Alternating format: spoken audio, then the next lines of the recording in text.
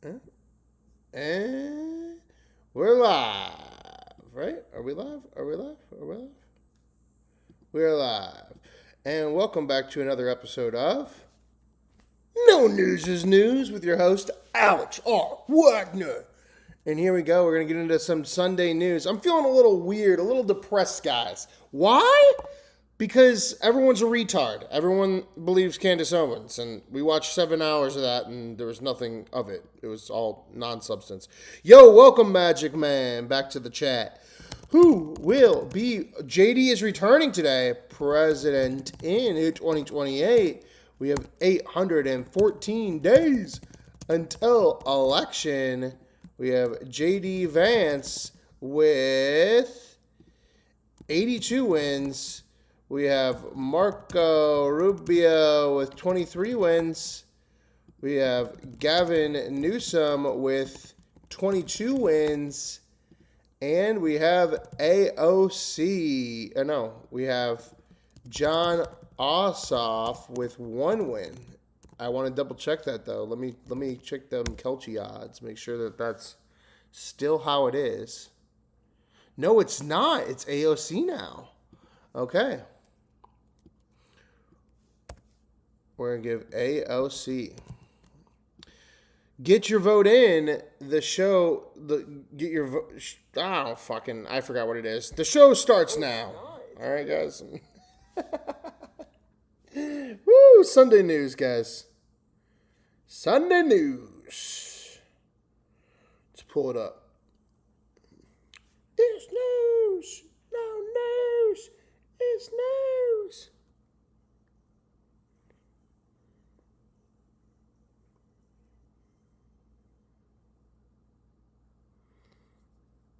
Lion. Who's winning? How's everybody doing today? We ready? We ready for the Sunday news? Whew! Guys, I am a little tired. I won $50 on the UFC event last night. Picked everyone but did not pick Islam. Lost $2 on the Islam championship fight. But other than that, came out $40 on top out of putting only $10 down on the day. Feeling good. We got Fish back on Tuesday, guys. Our Tuesday election coverage is going to be crazy.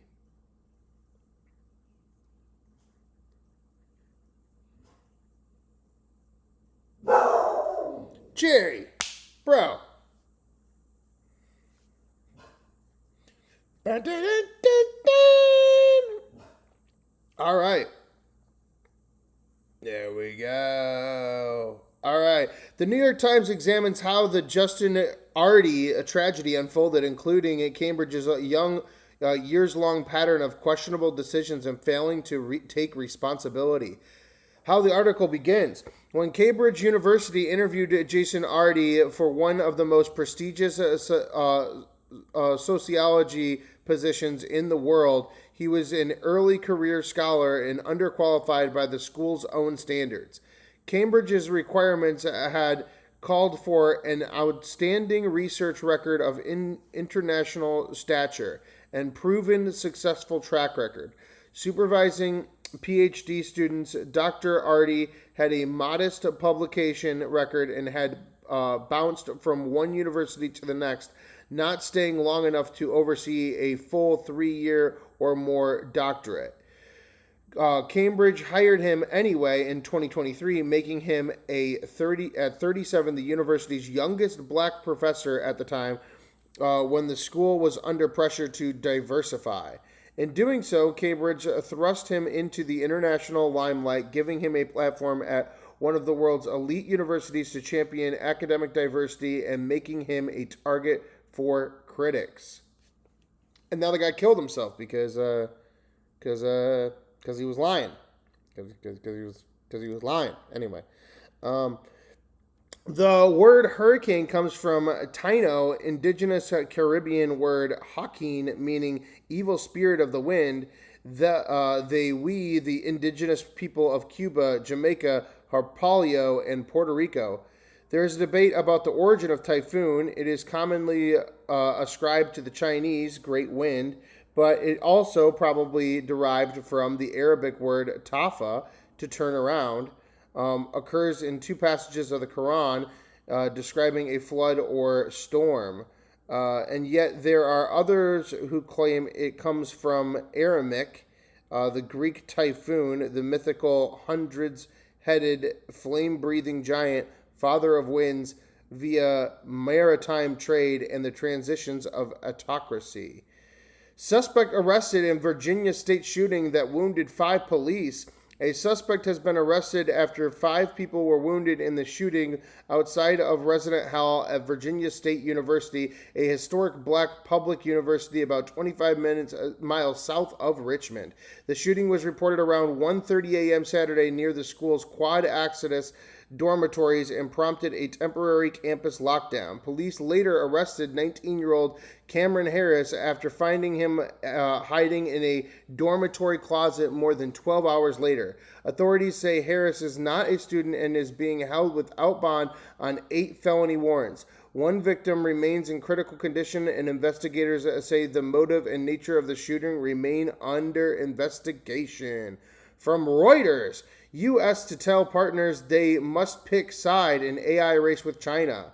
The U.S. is prepared to force dozens of countries to choose a side in the global AI race, warning they could be excluded from U.S.-led technology coalition if they also join a competing Chinese operative, according to the Reuters report. The American alliance, known as PAC Silica, was created to secure AI supply chains, including semiconductors, critical minerals, and advanced AI models. About 24 countries have joined, including key U.S. allies such as Japan, Australia, and South Korea. The move comes as China aggressively expands its own AI coalition and promotes its rapidly improving open weight models as the alternative to systems developed by the U.S. companies like OpenAI and Anthropic. Kazakhstan is currently the only country participating in both initiatives. From Reuters, the pressing countries to choose sides. The pressing countries to choose sides. The U.S. hopes to starve China of resources in a race to make the most sophisticated AI, which will be used for military and economic dominance. Did I just read that correctly? Yeah. Wait, is that still? Yeah, that's still the same thing. Okay. Let's double check there. And that's the news for the day, guys. Let's get into it. Hakeem Jeffries disavowing the DNC is up first, guys. Let's get into the Sunday news. Big Five. The Big Five. Here with us now, guys. Here we go. Let's get into the news. And what you got for us, Nikki? Joining me now is Democratic House Minority Leader Hakeem Jeffries of New York. Leader Jeffries, welcome back to Meet the Press. Good morning. Great to be with you. Great to have you back. We appreciate it. I do want to start with the recent midterm election results. 7 Democratic incumbent House members have lost their seats this election cycle, Leader Jeffries, including some who you endorsed who lost to more progressive candidates. What message do you think voters are trying to send? Well, I expect that there will be... Well, I expect blah, blah, blah. I'm going to completely ignore that question because the question was, what do you think the voters think? And if I were to actually speculate on that, I would say they want every last incumbent out, which means that I would have to actually think that I'm going to lose my election in November. So that's not going to happen. We have donors.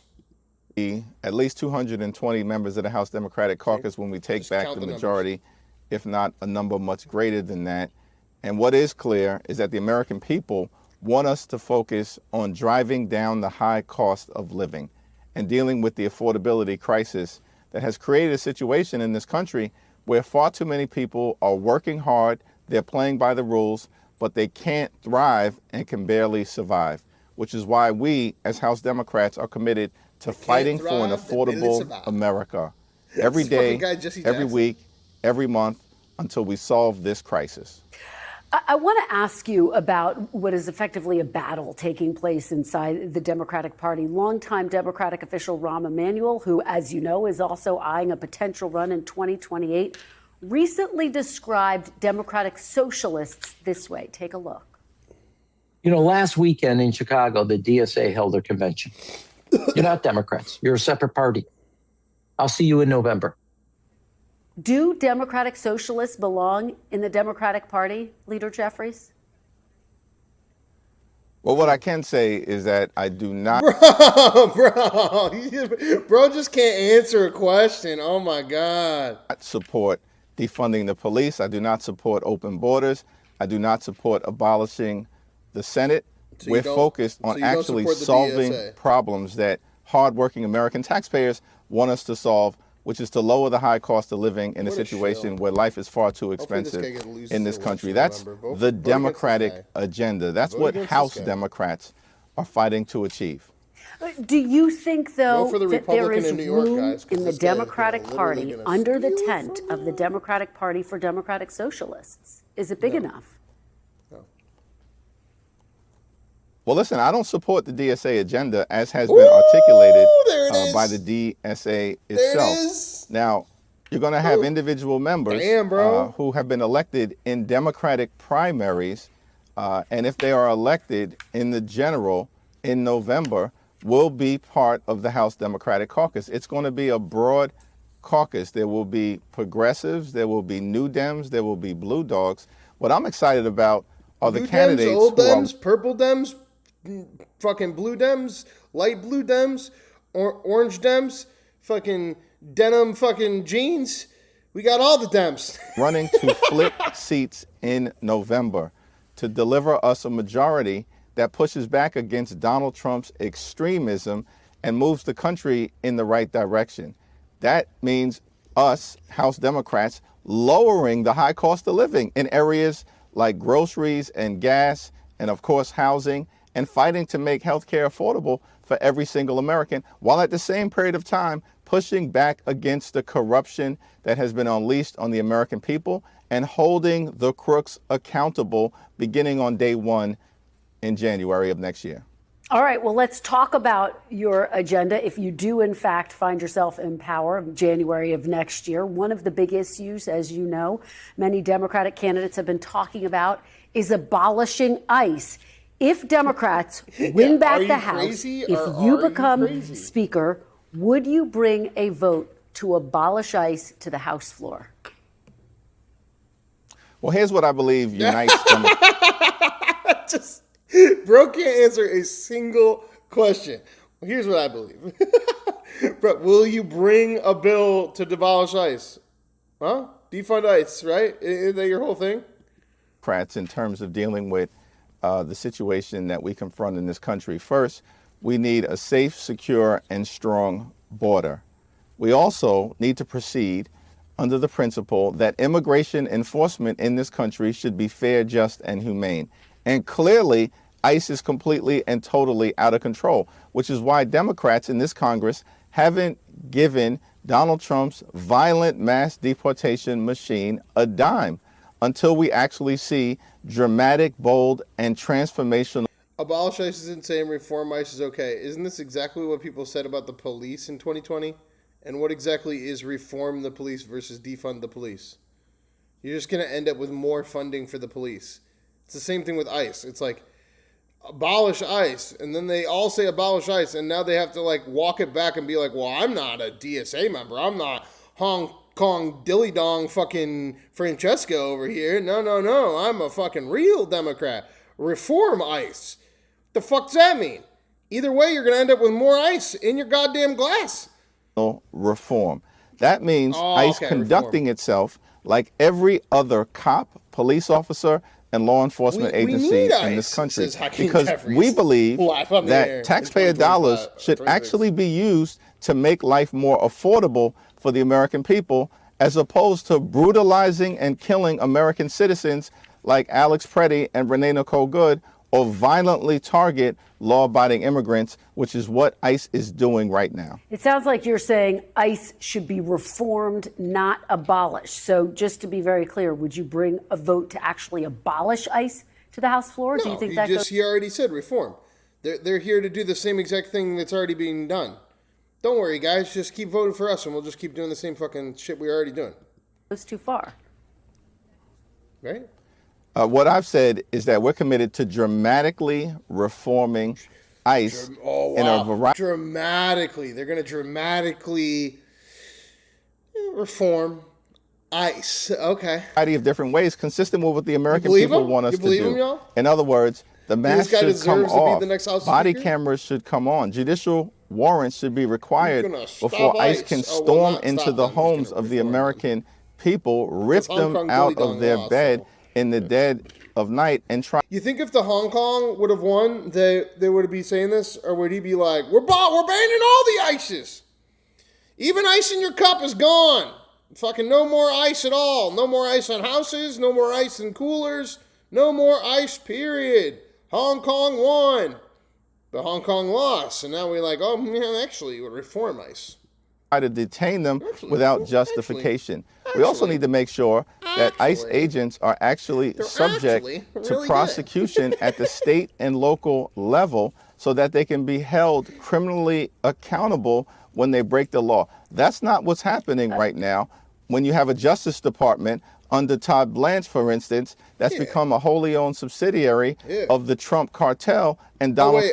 I forgot. Once you get elected in January, don't you have to work with Todd Blanche? Isn't that still going to be the Attorney General? Well, yeah, but then we win the presidency, and then we reappoint a new Todd Blanche, and then that person goes through a nomination process, and then, by 2030, we reform ICE. Trump's extreme agenda, as opposed to standing up for the rule of law. All right, let's move on to Medicare for All. You co-sponsored Medicare for All legislation from 2013 to 2021. You've not co-sponsored it since you became Democratic leader. Will you put Medicare for All up for a vote? Boom! Super chat from Ty Brain. $2. We need to fund ICE so they can afford body cameras. Well, they're going to get their body cameras either way, my guy, because remember, even the Democrats that are going to win now, they're going to reform ICE. What does that mean? Leave it exactly the same, do absolutely nothing, and then when Republicans get elected, they give you more ICE. More ice in your pocket for everybody. Woo woo! Remember, guys, you can throw out that $5 super chat. Add anybody you want to our poll of the day. JD Vance currently in the lead. $10 super chat. Remove anybody from the poll of the day. Hit that join button. Become a comrade. Help support the channel. Keep us independent. You are watching No News is News. Thank you so much, Try Brian, for that $2 super chat. Appreciate you helping support the channel. Let's keep it going. Speaker. Hakeem Jeffries. 7 days a week. Well, listen, these are all conversations that the House Democratic Caucus is going to have. Right now, we're focused on November 3rd, not January 3rd.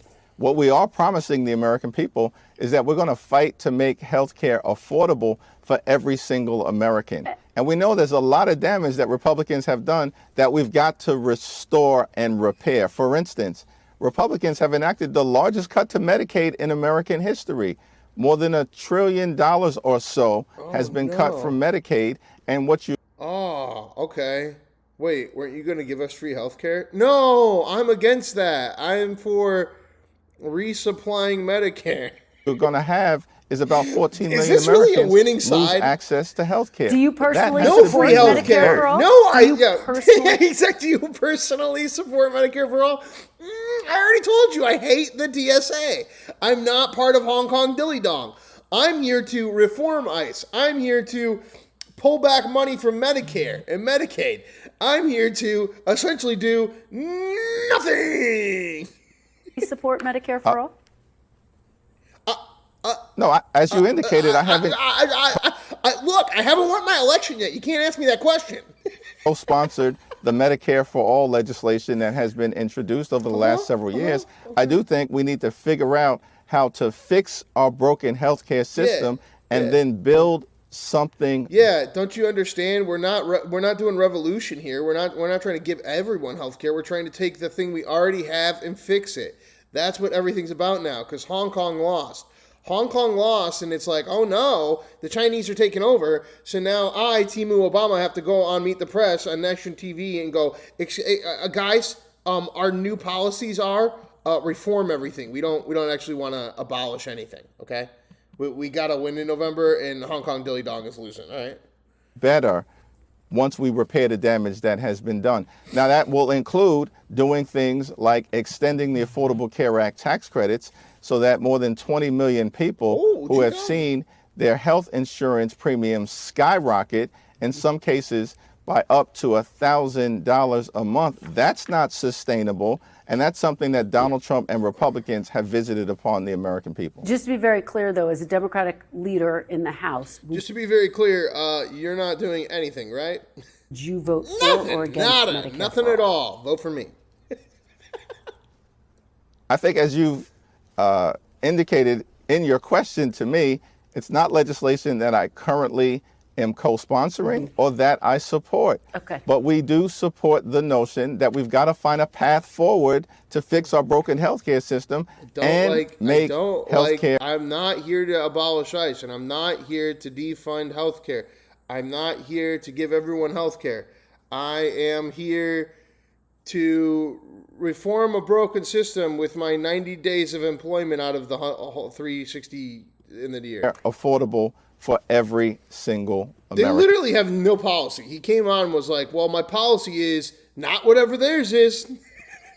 All right, let's turn to the Supreme Court. This week you called for dramatic reform to the Supreme Court. Former Vice President Kamala Harris has called for expanding the court to 13 justices. Do you support adding more justices to the court, Leader Jeffries? What I support is dramatic reform. Right, exactly. I don't really support anything because, again, that's crazy. Hong Kong lost. Kamala Harris lost. I'm going to win because I'm supporting nothing. And that's easier than supporting something, okay? What that looks like to begin with is making sure that the Supreme Court actually has an ethical The way I win my election in November is by doing nothing. So that they're not able to simply conduct themselves in ways that are inconsistent with the notion in this country that no one is above the law. And that should actually include Supreme Court justices.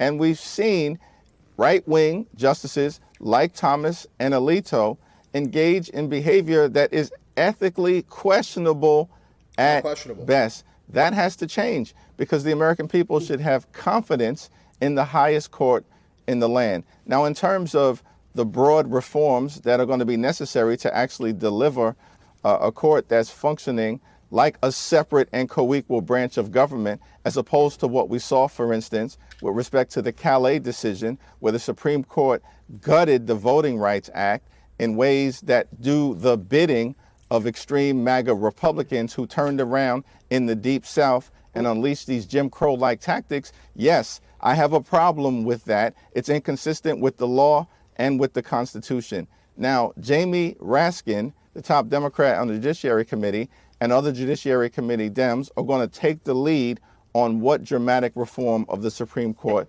looks like. Very quickly, Leader Jeffries, I want to get your take on what you are anticipating in November. You have said failure is not an option when it comes to winning back the House. Former Speaker of the House Nancy Pelosi has said she wants Democrats to win at least 30 seats. Is that realistic? How many seats do you think Democrats are going to win? We're going to win 50 seats. Well, we're going to work as hard as we can to get to 218 and then win as many seats above that as possible so we can actually deliver a Congress that is focused on making life better for the American people, on making life more affordable, and ensuring that people can't simply survive, which is the challenge right now, but are able to thrive in this great country of ours moving forward. All right. Leader Jeffries, thank you very much. We will track everything from now until November. All right. And join Attorney AG Todd Blanche now on Meet the Press. Joining me now is Attorney General Todd Blanche. Mr. Attorney General, welcome back to Meet the Press. Thank you. Good morning. Good morning. Thank you for being here. We appreciate your being here in person. As we just heard in your address to the Justice Department staff this week, you said you and DOJ will, quote, uphold the law without fear or favor. You, of course, used to be President Trump's former personal defense attorney. Can you pledge that the Justice Department will always act independently of the White House? Well, there's a big difference between saying we will always do our job and investigate any case and act independently of the White House No, I'm not going to pledge that. And no attorney general should ever pledge that. The president, I mean, if I were to pledge I will be independent of the White House, what that means is that if President Trump says, I want the Department of Justice to go after every violent criminal in this country, which is what he has said, what you're saying to me is I should say, no, sir, I'm not going to do it. So I will act with integrity. Our prosecutors will act with integrity. Right, it's kind of weird because it's like the attorney general is the general, is the attorney of the fucking executive branch of the presidency, and they're like, actually, it's the attorney of the people. It's actually it's actually our attorney. Our attorney should sue the Donald Trump in the White House. They're in the fucking same branch. Like, it's like being like, will you listen to your boss? Nuh-uh, because I work for you, the American people. Shut up. Prosecute without fear or any sort of favor.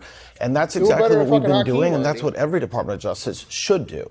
Well, I guess big picture, if the president asks you to do something that you feel crosses an ethical or legal line, would you do it? There you go. The president will never ask me to do something unethical or legal or illegal. He never has. He never will. And no, I swore to the Constitution of the United States, like every cabinet secretary has done, and like every attorney general before me has done. And so this narrative that's mostly pushed by the left and pushed by the media, that the president's going to pull me aside and ask me to do something illegal, is completely a false narrative, not true, will not happen, and hasn't happened. Okay.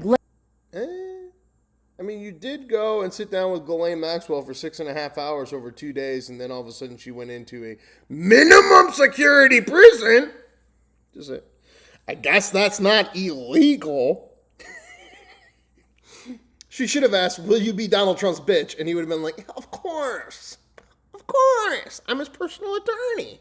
Let's delve into how you do see your tenure. You appeared with President Trump at the Nassau County Police Academy on Friday. You made some comments that did get a lot of attention. I want to play it, get your reaction on the other side. Take a look. My administration and my Department of Justice, if anybody touches a federal law enforcement officer in any way inappropriate, we will prosecute them to the fullest extent of the law.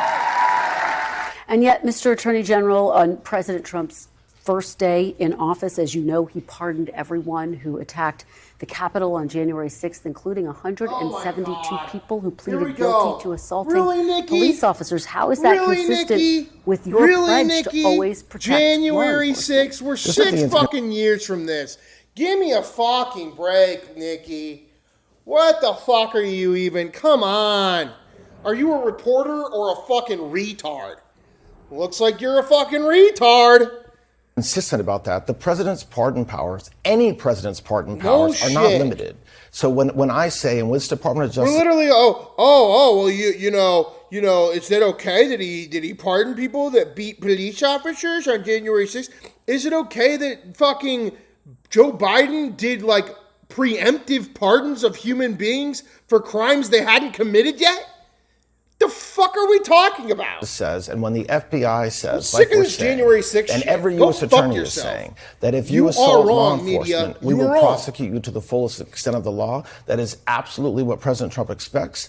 Absolutely what I expect of our prosecutors, and that's completely separate from any president's ability to pardon. But he did the opposite of that effectively. I mean, on January 6th, police officers were beaten with baseball. No, police officers committed suicide because of your liberal agenda. Nancy Pelosi sat inside a bunker and ate Triscuits while she acted like she was going to punch him out. Remember the whole thing? Donald Trump was responsible for all of this because he called for violence for them to go to the Capitol. Yet when Nancy Pelosi's daughter released the documentary of herself on January 6th, Nancy Pelosi at the same exact time was saying, I wish I could punch him out, Donald Trump. I don't even know what the fuck that means, but I would guess that's a form of violence, right? If we're going to play this hypocrisy game, we can play this hypocrisy game all fucking day. But Joe Biden's attorney general locked up $5,000 of my funds for my documentary that was not a part of fucking Republican agendas, not a part of liberal agendas, wasn't a part of January 6th, specifically just because I commented or talked about January 6th. decided I was one of these people beating police officers. Go fuck yourself. You lost this issue when you did the polling on it for January 6th less than a week afterwards. Over 50% of Americans did not even believe your lie. And here you are 6 years later going, member berries? Member berries? Oh, here's a fucking bunch of member berries. Remember when January 6th and he murdered all these police officers? No. Remember when 12 police officers all committed suicide? Remember when a Secret Service agent shot an Air Force vet through a fucking window when she wasn't armed? Remember Ashley fucking Babbitt? Remember that? Oh yeah, you can live on your fucking left-leaning bullshit side, but if you have any kind of common sense whatsoever independently, any kind of fucking libertarian stance, any kind of Republican stance, any kind of American backbone left in you at all, you know the media is a fucking retard. Go watch Christmas in Florida, now available on Amazon Prime, the only Christmas movie that ends on January 6th. Bats and flagpoles. Do you believe it was wrong to pardon the people who assaulted police officers on January 6th, given that you have vowed to protect law enforcement? Every attorney general vows to protect law enforcement, including me. And so, no, I'm not opining or in any way saying what President Trump did is wrong. Absolutely not. By the way, isn't it inconsistent with what you said, though? Is absolutely it not. inconsistent with your pledge? No, there's a difference between saying we will prosecute anybody. If later a president chooses to pardon that individual, that is the president's right under our Constitution. Do not forget that a few days before President Trump pardoned the individuals associated and who had pled guilty to the conduct on January 6th, President Biden pardoned. Yeah, and this is the problem that they have. And then these people go, well, why are you even talking about Biden? Because he's giving out preemptive pardons as you're sitting here talking about people like me on the internet being arrested and incarcerated because we had an opinion about January 6th and released a documentary, freezing our bank accounts, shutting us down. Thousands of us, random citizens, had nothing to do with it, weren't even there on that day. Speculative information, driven from the FBI sourcing. Fuck off.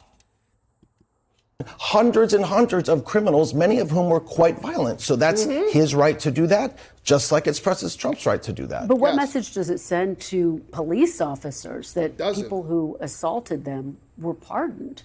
The message to police officers is consistent and same every single day, which is that we will protect you. And by the way, that's a little bit interesting coming from a place where we see violent protests breaking out all over the country, in New Jersey, in Minneapolis, in Seattle, in California, and instead this of there year, being not January 6th, 6 years full-throated ago. defense by leadership on the Democrat 6 side, on years the ago, Republican side, said, what you have is it's as if we're doing something is wrong this? by saying we will protect law enforcement and we will prosecute those who assault law enforcement. We're not. Let's, on this issue of January 6th, your confirmation On was this that issue of January 6th, this is fucking crazy. These people will never let this go. This is the media against the people. Like, they lost this issue the day after January 6th. They had to give it all up. They lost the fucking presidential election over it. They got Joe Biden and fucking Mark Zuckerberg to endorse Donald Trump over it. They killed off 12 police officers, murdered them, claimed they're suicides, had a Secret Service agent shoot an Air Force vet right in the fucking chest in front of us all. And now they're going to sit here 6 years later and make his appointment as Attorney General 6 years later all about January 6th. Nobody gives a shit except for you, Nikki. You and your fucking minions, Nikki. We're fucking sick of this shit, Nikki. What the fuck is this shit, Nikki? This happened 6 years ago, Nikki. There's been George Floyd since then. There's been a thousand. Well, actually, I guess George Floyd was 6 months prior to that. But again, like, there have been 1,000 other reformed protests with actual violence on the ground across America. And we're sitting here talking about a slush fund of January 6th and whether you will defend January 6th and will you not condemn January 6th. Motherfucker, you guys lost this issue day one. You're still living in a narrative where you think that we insurrected the government. We didn't. You're a bunch of fucking retards. And you literally couldn't report the news correctly and you lost your own fucking psyop. And now you're here 6 years later, spending 15 fucking minutes on this shit? Man, really showing your true colors. Bunch of fucking retards over at Meet the Press, the longest running news program in the United States of America. Actually held up over the so-called anti-weaponization fund. I just want to remind folks what that means. That would have effectively paid people who felt they were in some ways wronged by the federal government. No, it would have paid people that were wronged by the federal government. Not that felt somehow they were wrong. It's not a free fund where you just go, oh, I just felt some type of way, so I'll just take some money out of this. You really think that's how it works? You really think that's how a slush fund works? You just fucking sign up on the website and they give you a free check? I was a victim of January 6th too. And if that's the case, again, what are you trying to say on the news? You're trying to say, look, what you were trying to do, you're trying to give all regular citizen Republicans $1.8 billion for free. How dare you? This was against the police. This was against the legislator. This was against the 520 members of Congress that do nothing and only show up for 93 days of the year and go on vacation for the rest of it. How dare you hand off just willy-nilly $1.8 billion to random citizens that were against our government? How dare you? I know there's insider trading every single day happening and continuing to happen, and you're the Attorney General that could investigate that, and I could ask you that question. But actually, the question that the people at home want to know is, why the fuck were you going to give them all money for free? Why were you going to give them money for free? And could have included people who attacked the Capitol in It January could have. 6th. It could have. You signed it. Because you were just going to hand out $1.8 billion to your friends. So it could have been people that were attached to January 6th as well. What's the problem here, Nikki? That you didn't get the money? That Todd Blanche didn't get the money? That the fucking senators and the Congress people didn't get the money? Because I don't see a problem with even dropping $1.8 trillion from the fucking sky. Even if a few January 6 members get it. I think that's probably a better use of U.S. finance than what we're currently doing. What an arbitrary argument. You can clearly tell that they are big tech fucking supported bullshit fucking MSN crap. Have Bill Cassidy come up here over and over and over again as the guy got primaried after 20 years in the Senate is not going to be able to even get his own fucking election. He has to leave in November, not even go in his own election because he got primaried. And this man is the defender of all evil across the mainstream media for you as a Republican. Now we got a new Attorney General. Hey, new Attorney General, why aren't you arresting January 6 people from 6 years ago? Hey, Attorney General, why are you giving $1.8 billion randomly that you're dropping out of the sky that could touch January 6 victims? Nothing about Epstein. Notice that? Nothing about Epstein. Nothing about the fact that this guy went and sat down with Ghislaine Maxwell for 8.5 hours over 2 days. Make sure you help donate to the channel, guys. Hit that join button so we never have to have a sponsor that sends me on some fucking random-ass grift where somehow we're worried about January 6th when we're interviewing the man who interviewed Ghislaine Maxwell and put her in a minimum security prison. We are currently sitting down with the man that talked to Ghislaine Maxwell for 8.5 hours, sent it out to all of us, and put her in a minimum security prison. And what does Nikki and Meet the Press have to ask him? January 6th. January 6th. January 6th. Document, you testified under oath that the fund is dead. But President Trump has said he wishes it weren't. If the president asks you to revive the fund, will you tell him no? Well, the president has said it's dead as well. So you can, and as the president has said, that he very strongly believes that those that had this Department of Justice weaponized against. Like they're trying to trick him instead of actually ask genuine questions. You are sitting with the man who interviewed Ghislaine Maxwell for 8 hours. And your first question is January 6th. And your second question is January 6th. And your third question is January 6th? Seems odd.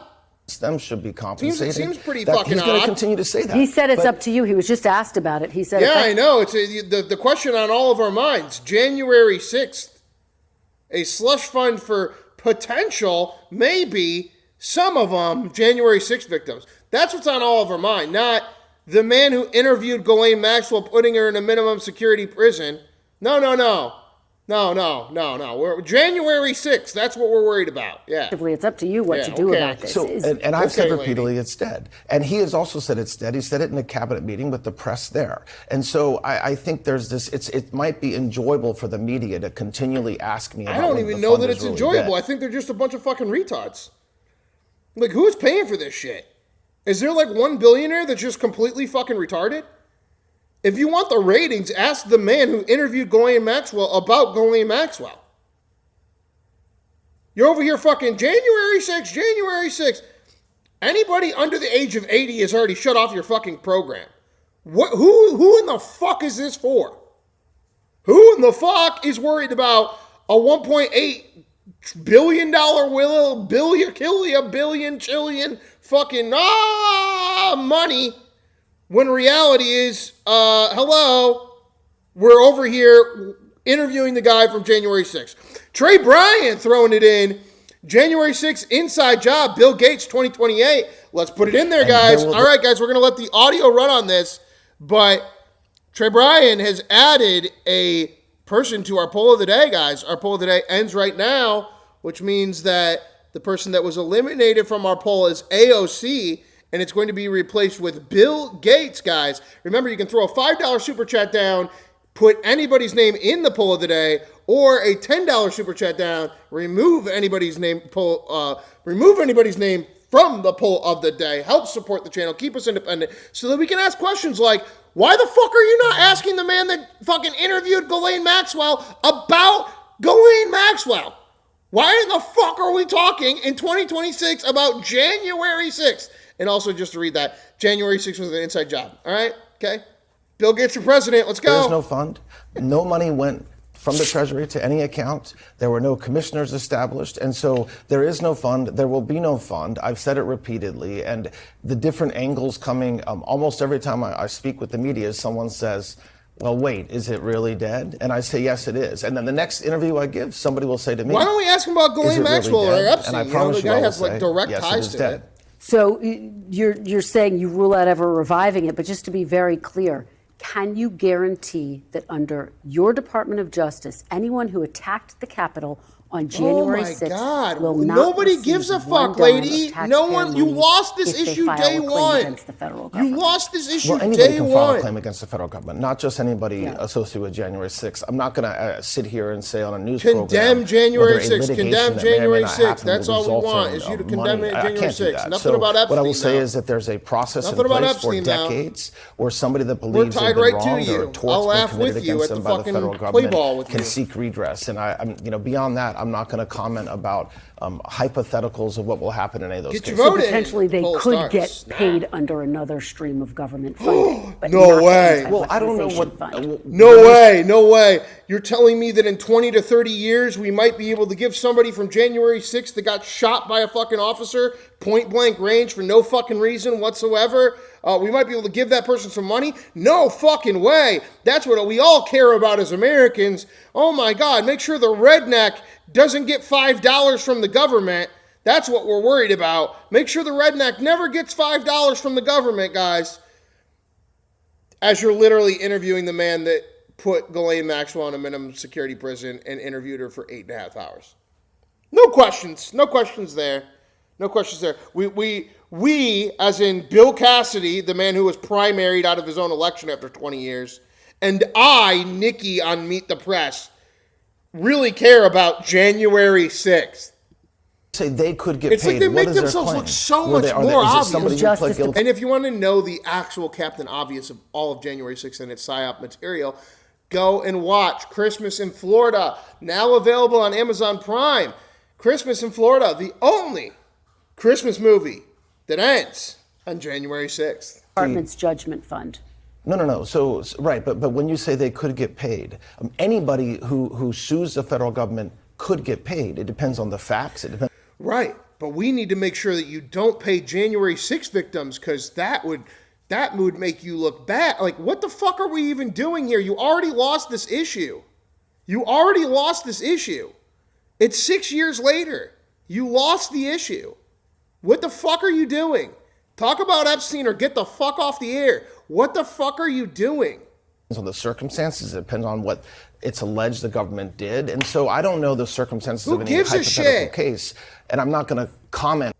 I mean, honestly, do I need to change the poll of the day? Do we care about what happened to Epstein or making sure that no one gets $5 from January 6th? Is like, you have two choices. You get to solve the entire mystery of Epstein, or you get to make sure that a redneck doesn't get $5 from the government for breaking a window. Which one are we worried about? I'm more interested in the man who interviewed Ghislaine Maxwell for 8.5 hours than I am whether Jim Bob, my uncle's uncle, broke a window 6 years ago. I don't fucking give a shit. No one gives a shit. These people are kings and queens. They have literally no term limits. They do insider trading to make themselves rich. And you're over here being like, oh no, redneck dad that broke a window might get $5. The fuck are we talking about? But there is a process in place where if you believe that you've had a tort committed against you by the government, whether it's slipping on ice outside of a federal post office or a law enforcement officer assaulting you, you are allowed to see. Just remind you guys, like, we are on the longest running journalist program in America, and they're sitting down with the new Attorney General, and the first question, the second question, and the third question were about something that happened 6 years ago that over half of America, the day after it happened, believed it was an inside job. You're interviewing the man who sat down and recorded a tape of fucking Ghislaine Maxwell and gave her a sweetheart interview for 8.5 hours and then put her in the #1 minimum security prison in the entire world. Every single Democrat across the globe right now just screams the word pedophile into a chat 9 times out of 10 throughout the day. If you really even cared about getting your own base back, your first question to the new Attorney General should have been something about Epstein, not January 6th. And it shows you guys, they never cared about us, as in the people. They never cared about the people. They only ever gave a fuck about making sure the people don't get $5. Oh no. Your uncle broke a window and you're telling me that he might be able to get $5 from the government one day? 10 years from now? How dare he? Oh, I know you put, the most notorious pedophile in a minimum security prison and interviewed her for 10 hours, but let's not ask about that. Okay, let's talk about a case that was recently brought before the Justice Department. Let me guess. It's not going to be Ghislaine Maxwell and Epstein. The most notorious case that Todd Blanche has ever been involved with. Literally, he was the only human being that has ever sat down with Ghislaine Maxwell for more than an hour. Did it as part of the Justice Department. And we are sitting here doing this. January 6th. Okay.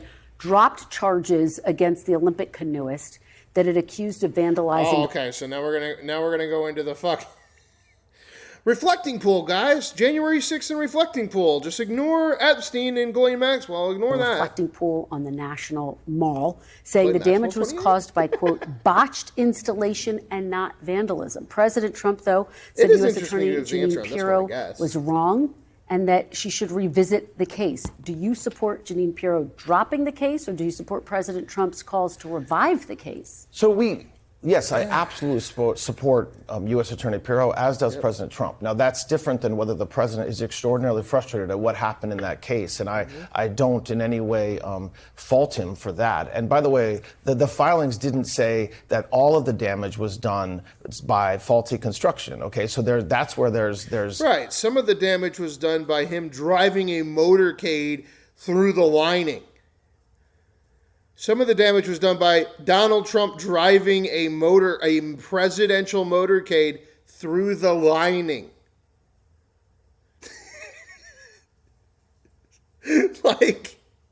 Make sure you double tap, hit that like button, hit subscribe, throw out those super chats, help join the channel, keep us independent so we don't have Black Rifle Coffee or fucking BetterHelp telling me I need to focus on January 6th.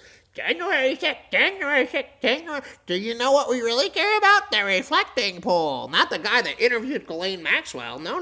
The reflecting The media pool. is getting some of the reporting wrong. Well, it says the damage Yes, was done as but- a result of a botched installation and not vandalism as initially represented. There was But it was the botched installation, but it also was Donald Trump driving a motorcade through the empty fucking pool.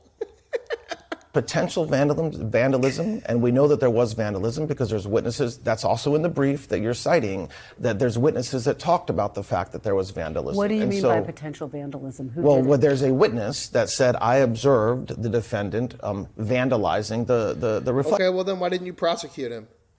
Shut the fuck up. Shut the fuck up. Why are we talking about this? This is a guy that interviewed Ghislaine Maxwell. Oh, the reflecting pool, the lining of the pool said that the lining of... Was it construction or was it the Olympian? No, it was the fucking president driving his motorcade through an empty pool. Problem solved. The end. Move on to the next thing. Get the fucking swamp out of the swamp. If he leaves the president's office with a swamp, go take a picture of it and go, haha, there's the swamp. But again, like, do we really, like, oh, eye off the prize again, guys. January 6th, the reflecting pool. Pool. Now that's different than whether Like, this is the fucking Attorney General of the United States. You could ask him about ICE. You could ask him about Islamophobia. You could ask him about anti-Semitism. You could ask him about fucking anything going on in New York, Dearborn, LA, corruption in Minnesota and in California. January 6th and the reflecting pool for the win. The prime issues that we all give a shit about. Okay. ultimately we had the proof, and you saw what U.S. Attorney Pirro said about that in her filings. And I said this before. We're talking about a single case. Okay, we're talking about one case. We had another case of vandalism against a memorial earlier this week. This is horrible. What's happening in our nation's capital with some of. Stop trying to build your fucking fake gay fucking narrative. We don't give a shit. If you really want me to go there and start breaking pots and pans, I can. Nobody gives a fuck. Oh no, somebody spray painted my statue. Oh no, somebody fucking colored some paint on the ground. How dare they? Donald Trump's trying to clean up the memorial and they're ruining it. Motherfucker drove his motorcade through the lining of his own fucking installation of his own pool.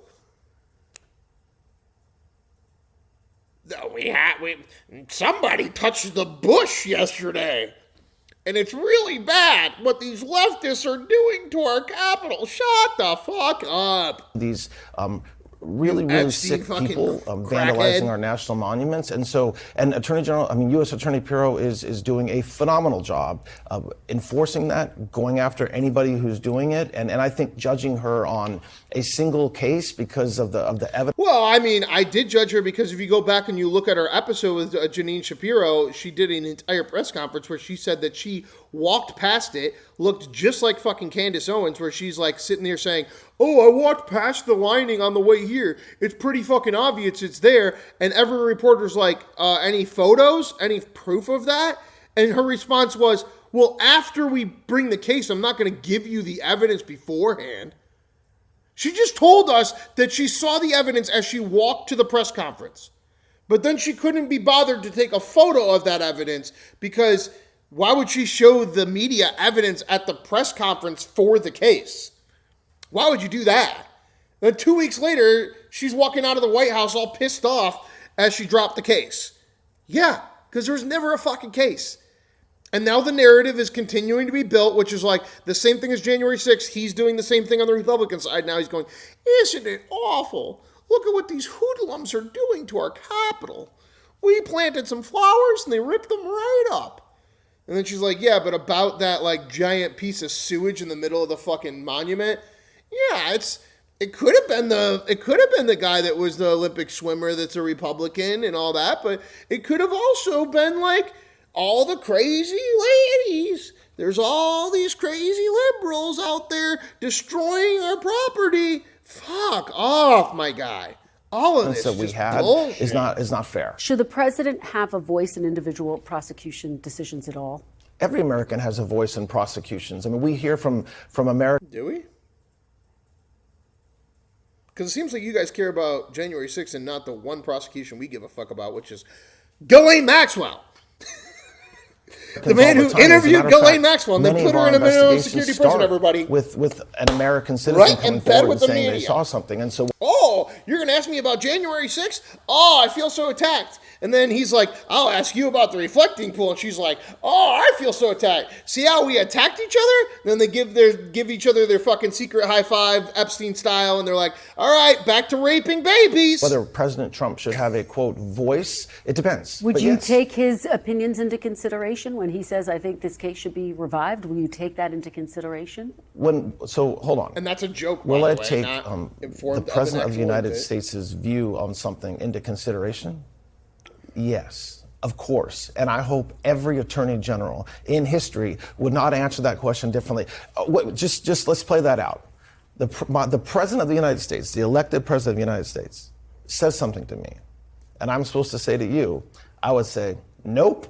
I mean, that's not the way it works. Now, the President is extraordinarily, every day he wakes up with one mission, which is making this country better. And as it relates to me, making this country safer. So if he has a view on that, he talks about it on social media, he talks about it when he speaks to the American people. That's certainly something that I listen to. I'm asking in part because we did see this clash play out in his first term. Bill Barr, the Attorney General during President Trump's first term, did push back against President Trump in 2020. As you recall, he told him his election claims were detached from reality. If you were faced with a similar situation, something that you did not think actually met the standard, the legal standard in your mind, would you stand up to the president? I mean, so I will always stand up for what's right. And I do not, the president does not expect any of his leaders, including me. See, that's the wrong response. You should have started with, that's an opinion. To just say yes to him no matter what he says. And so, of course, there's vigorous back and forth with every cabinet member in the President of the United States, which is exactly what President Trump expects. And there again, there is this extraordinarily false narrative that the president wakes up in the morning and calls me and says, Todd, go prosecute X or Y. He does not do that. He has never done that. He will never do that. And so if there's something that he wants to do, but he needs to know that there's a challenge or that we can't do it, of course I will tell him.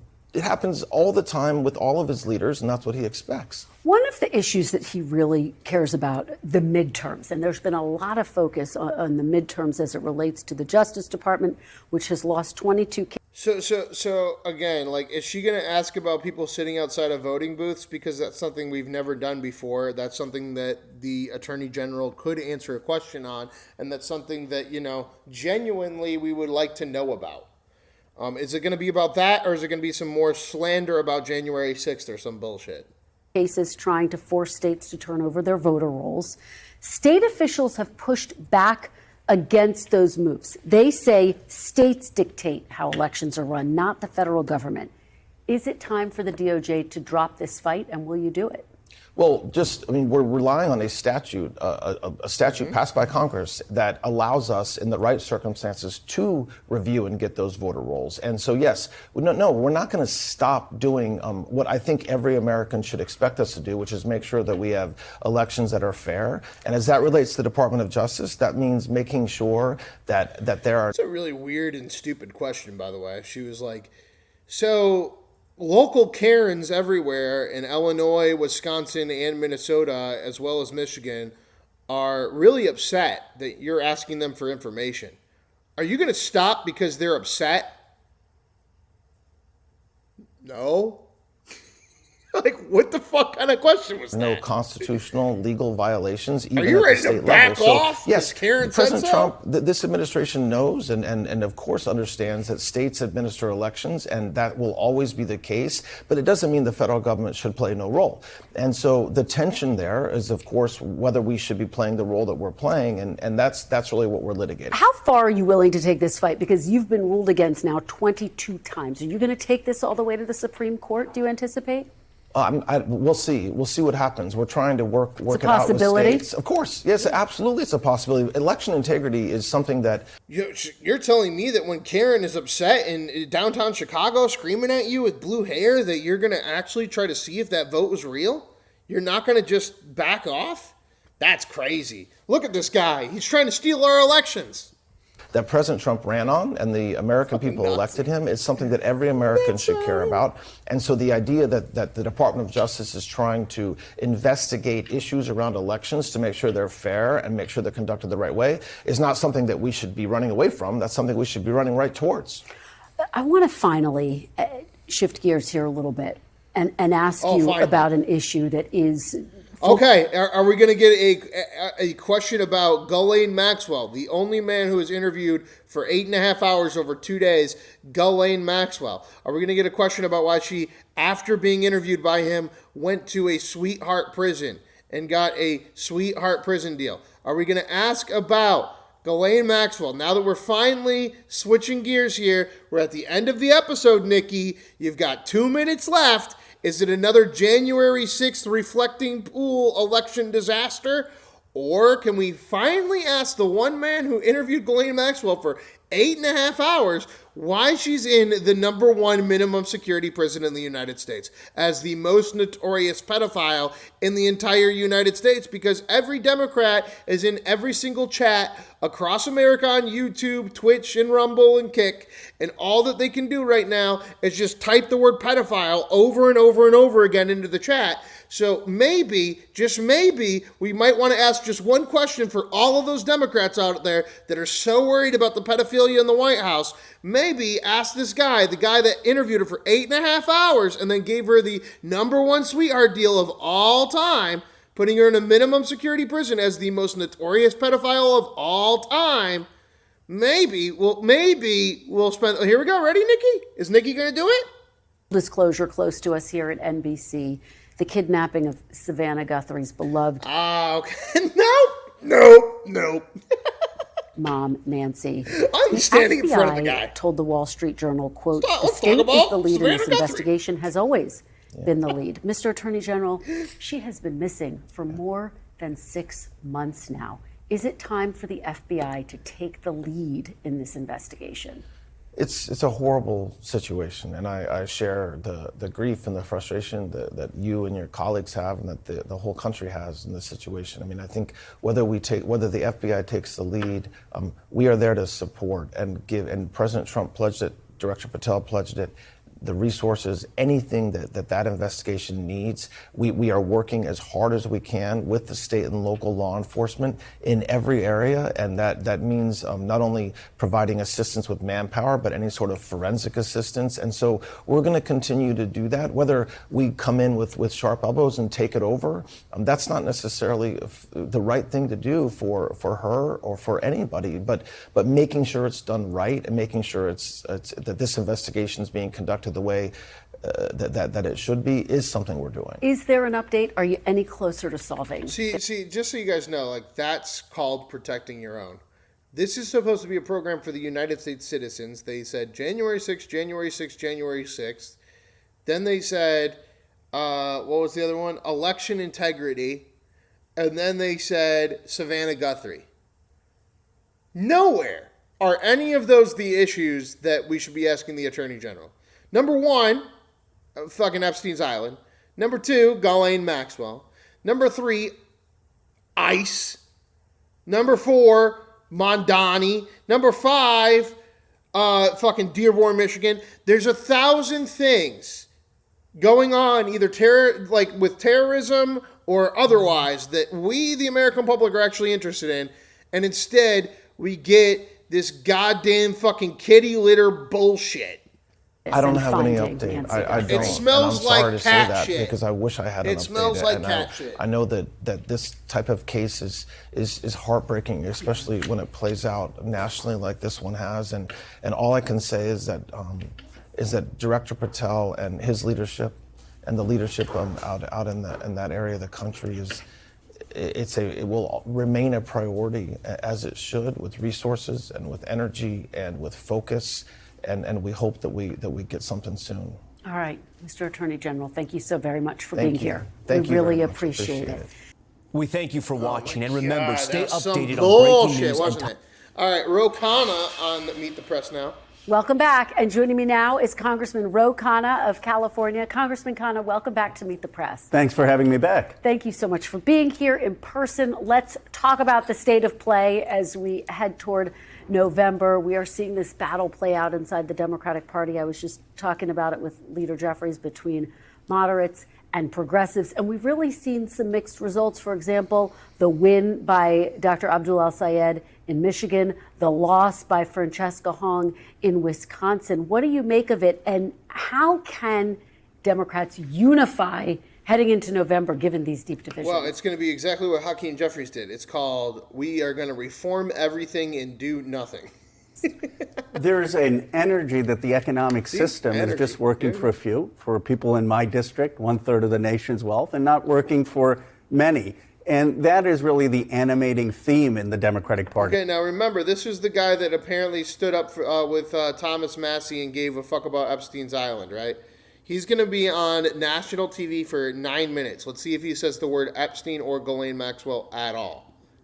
For all that you we want screamers the of economy pedophiles working in the for chat. everyone. Now, we have different ideas on how to do there. I am for Medicare. But he wasn't asked a question about Epstein. Okay. For all. I'm for But a he tax really on billionaires. cares. I'm for no foreign wars. So there are legitimate differences. That's why but he's the still here. unifying theme is that this system isn't working for ordinary Americans. What do you make of what you just heard from Leader Jeffries on Medicare for all? Medicare for all is arguably the most important priority. It would save money and it would save lives. Look, there was just a Yale study that came out. It would save $1 trillion in terms of costs, in terms of healthcare. We know that the average income of workers is 43%. It's the lowest it's ever been since 1929. One of the reasons is because of exploding health insurance. Medicare for all would increase wages.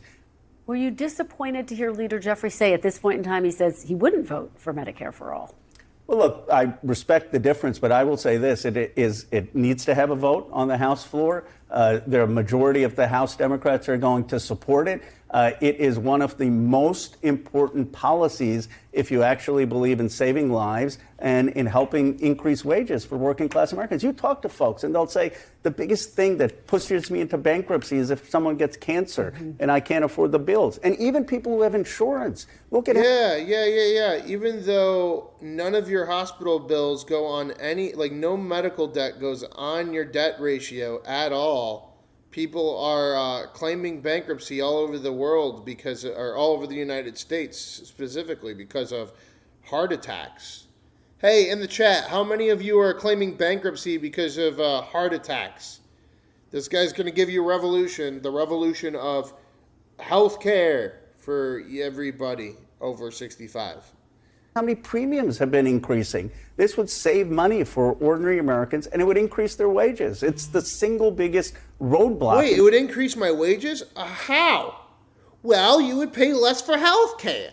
I pay $0 for health care. Well, now you get to have health care. Shut the fuck up. Shut the fuck Our up. economic system Shut hurting the fuck up. working families. Let me ask you about something that Congresswoman Alexandria Ocasio-Cortez said in an interview last week. She, of course, another progressive leader, she said woke one was crazy, effectively suggesting some progressive views just went too far in the 2020s. Do you agree with Alexandria Ocasio-Cortez that woke one was crazy? Well, I don't know what these labels mean, and I'll tell you what I've always stood for. I have never been for defunding police. Our district in Silicon Valley is one of the safest districts in the country. We've actually had more police in San Jose and Fremont. But I believe in police reform so people aren't racially profiled. I have never believed in open borders. I've always been for a secure. Wait a minute. Hold up, guy. You just said you don't know what woke 1.0 was. Then you spent the next 5 sentences explaining that you aren't for the things that are in woke.1, I guess, or you don't really know. So how could you even say these things? You fucking joke. Border, but I've called for abolishing ICE. You know, I was just in Austin, And I talked to Benny, who was a Trump supporter, and he said that the Lorenzo Salgado's killing, a father's killing, who was a construction worker, has changed him. He thinks ICE should be abolished. He thinks it's crazy that ICE officers are arresting people who are pouring concrete. So my view on all of this is have common sense. You can be for borders but abolishing ICE. You can be for police but making sure we don't racially profile. Francesca Hong obviously got a lot of attention for a post calling to get rid of Thanksgiving. She tried to explain that. Does that type of rhetoric hurt the overall progressive cause, do you think? You know, I really feel bad for what happened to Francesca, and I know it's fashionable to distance yourself. I'm not. I was proud to endorse her, and she's far more than the caricature that was presented. The main reason she was running was to stop data centers and to have childcare, and she's a daughter of Asian immigrants. Look, I love Thanksgiving. I grew up in an Indian-American household. We would go to Indian uncles and aunties to have Thanksgiving. We'd watch the Michigan. I don't believe you. I think you need to go back to fucking India. Go back to Pakistan. Go back to whatever fucking country your skin color is fucking from, you motherfucker. Khanna. Want to call me racist? Go right the fuck ahead. But I think you're a racist piece of fucking shit. You support this fucking Hong Kong dilly dong that got herself fucking removed because we live in fucking America. And then when you asked about the fucking Thanksgiving, you fucking doubled down on it? Get your fucking immigrant ass out of my motherfucking country. It is the dumbest issue to stand on. No, we will have Thanksgiving, and yes, we will remove all immigrants that complain about it. She's the daughter of an Asian American family. Shut the fuck up. Shut the fuck up, you foreigner, you foreign supporter. But to judge her and caricature her based I on am going to judge you it was for just, I think, defending a unfortunate. fucking And of statement course, that is just purely fucking ignorant. Purely conjecture. You're defending canceling the most American holiday. Because, well, she didn't really mean it because she's half Asian American. And I'm half Asian, Indian, fucking whatever the fucking Pakistani motherfucker I am. We'll look it up. We should see, love was he even and fucking revere born the here? history Or of is he this just country. talking But we out his also have to ass? understand, for someone like her, a single mother, Asian American, how hard it is to break into politics. She doesn't have multimillionaire donors. She doesn't have Speaker Pelosi or someone clearing her path. She had so much more money than the other guy. The other guy had 9% Kelchi odds. I made $120 fighting against communism because of you fucking retards. And you're sitting up here defending her Thanksgiving comments. You're a fucking moron. But he knows he's safe. He's in California. That's why he's able to do the Epstein thing. He's able to fucking say this shit. He's able to advocate what's really on the minds of Democrats, guys. What's really on the minds? Canceling Thanksgiving. So I want to ask you about that. You are a congressman from Silicon Valley. Data centers have obviously become a big flashpoint in this midterm election cycle, frankly, with candidates on both sides of the aisle increasingly saying that they are opposed to them out of concerns for the impact that they could have on the environment, the enormous energy costs. I want to just play you a snippet of some of the ads that we've seen. Get your reaction on the other side. Congressman Tom Barrett wants to turn this field into a data center. It's an existential threat. Malone voted against stopping data centers, allowing them to expand unchecked. Why are there 226 data centers in Ohio, fifth most of any state? John Husted. Khanna was born in Philadelphia, Pennsylvania in 1976. That's why. In my Florida. Born to direct Indian immigrant in the 1960s and 70s. So again, he was born here, but his parents weren't, and that's why he can sit here and be a piece of shit against America defending canceling Thanksgiving. You don't protect our pocketbooks and our people, you won't build data centers. Period. Can America lead the world in artificial intelligence if it opposes the very infrastructure that is needed to build these AI centers? Well, we gotta just We need a data center bill of rights. Look, these companies are in my district. We need a data center bill of rights. We need to have the data centers, but we just need to go really slow with them. No. The farmer said no. The farmer said no. The farmer didn't say, as long as it takes 5 years, it should be good. No, he said no. The answer is no, you fucking retards. No.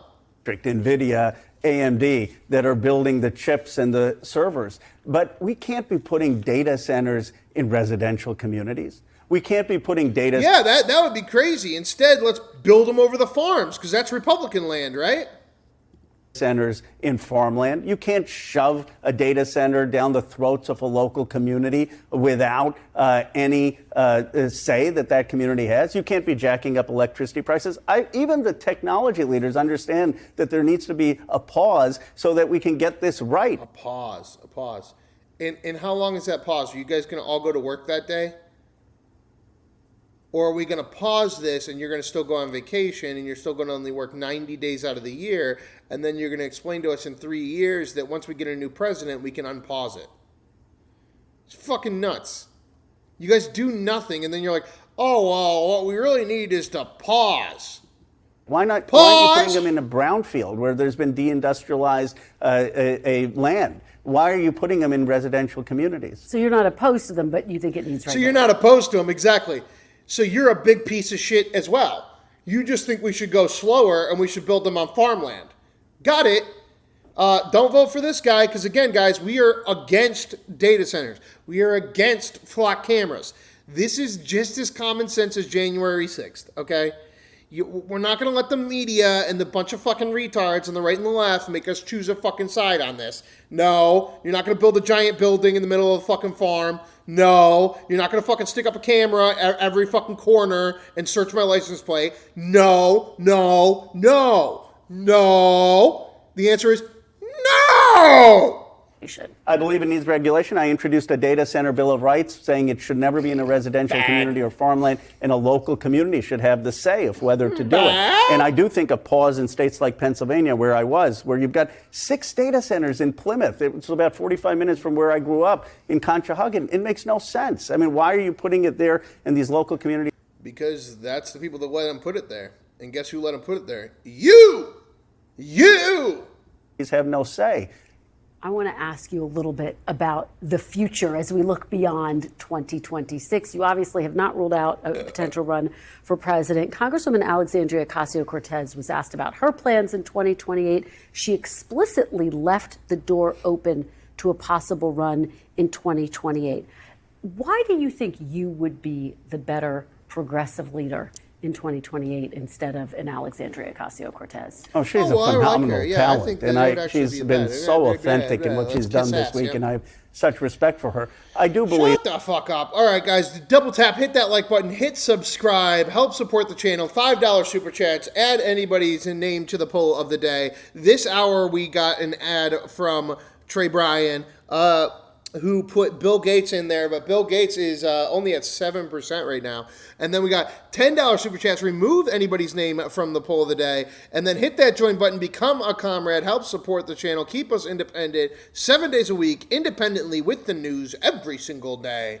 That the progressive movement is going to have many different voices, from city council to Congress to mayor, governor to president. But for me, I'm most focused on a national economic vision for this country. I represent Silicon Valley, 1/3 of the nation's wealth, $20 trillion. It's working for a few billionaires in a few places, but it's not working. Well, if you represent it, why don't you fix it? Nah, I got my suit, and they pay for my suit. For people I grew up with. And my vision is, how do we get the future economy working for every community and every American, a new deal for America for our time. We love the leader, How Lockheed do you Martin. Facts, believe bro. you're different than Alexandria Ocasio-Cortez? What's your biggest difference? Well, we have different things that we're offering the country. For me, it is an economic vision. How are we going to reindustrialize this country? How are we going to bring new jobs everywhere? How are we going to make sure AI is not just working for a few billionaires, but is working for communities that were deindustrialized? I have a clear economic vision. I call it economic patriotism. And I believe that this is what the Democratic Party needs, a new national economic project to make sure every person has a stake in the country. And, you know, we'll see whether that it's me or not. But I will tell you this, the Democrats' path back out of the wilderness is to have a clear national economic message. We shafted too many communities that were deindustrialized. We left out the working class. People want to know that someone understands the economy and they have a vision for the future where their families will succeed. All right, Congressman Khanna, thanks so much. Really appreciate your being here. We're not going to vote for an Indian. We thank you for watching, and remember, stay up. Good morning and welcome to Face the That's Nation. simple, guys. Sorry. Fucking sitting here fighting ICE, and then this Indian out here being like, I am the fucking tech oligarch, and I'm here to defeat AOC. Oh my God, Margaret's face has gotten really fucked up. What happened to Margaret? Jesus. After weeks of high-stakes primaries that pitted moderates versus progressive or socialist-backed Democratic candidates and raised questions about the future direction of the party, we wanted to know what Democrats and voters overall make of the future of the Democratic Party. We're doing this in part because history would suggest they're set to win back control of at least some part of Congress this fall. And the elections come amid lingering concerns about the way the economy works. As our new CBS News poll shows, 60% of all Americans say the U.S. economic system is unfair. And 73% yeah, but 40% say it is fair. The richest Americans That's the fucking problem, guys. Is increasing. Like, we're going to begin with Kentucky Democratic Governor Andy Beshear, who joins us from the capital city of Frankfurt. Good morning, Governor. Thank you for being here. Good morning. Thanks for having me. Of course. So our new CBS News poll out this morning finds 58% of Democrats have a positive view of socialism, and just 32% have a positive view of capitalism. What do you make of that? Well, what I make of it is that people are struggling. They're struggling because... And if you do know what socialism is, you're like, okay, yeah, the fire department works and everything else doesn't. Thanks, Captain fucking Obvious. That doesn't mean you make everything the fire department. Because the cost of groceries is too high. The cost of gas is too high. It's too hard to see a doctor, and when you do, the cost of that is too high as well. They're not asking for a lot. Now, they just want to go to work, make a good living, be able to raise their kids, buy a home before they're 40, take their family on the same vacation they went on as kids. And right now, they're seeing a system that doesn't work for them. Now, I believe socialism is a failed experiment, but I do believe that we need to get results for the American people. And I think when you look at Democratic governors, you see those results. I've been proud to create more jobs than any other governor in our history. The average wage of a new job in Kentucky. Just real quick, we got a few more little pieces of news here right now. Make sure you double tap, hit that like button, hit subscribe, guys. Here's the news for the hour. Fox News says Blanche says he's not Trump's personal servant. Attorney General Todd Blanche, President Trump's former personal attorney, said Sunday he's willing to break with President on legal issues. No, we just watched that. He never fucking said that, but okay.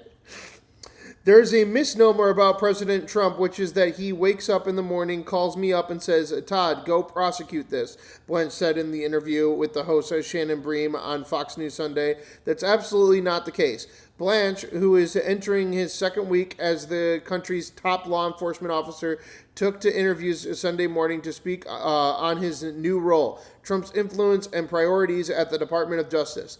I think he would expect me to tell him no, Blanche said when asked whether he could reject the president's preferred course of action if his own legal opinion differed.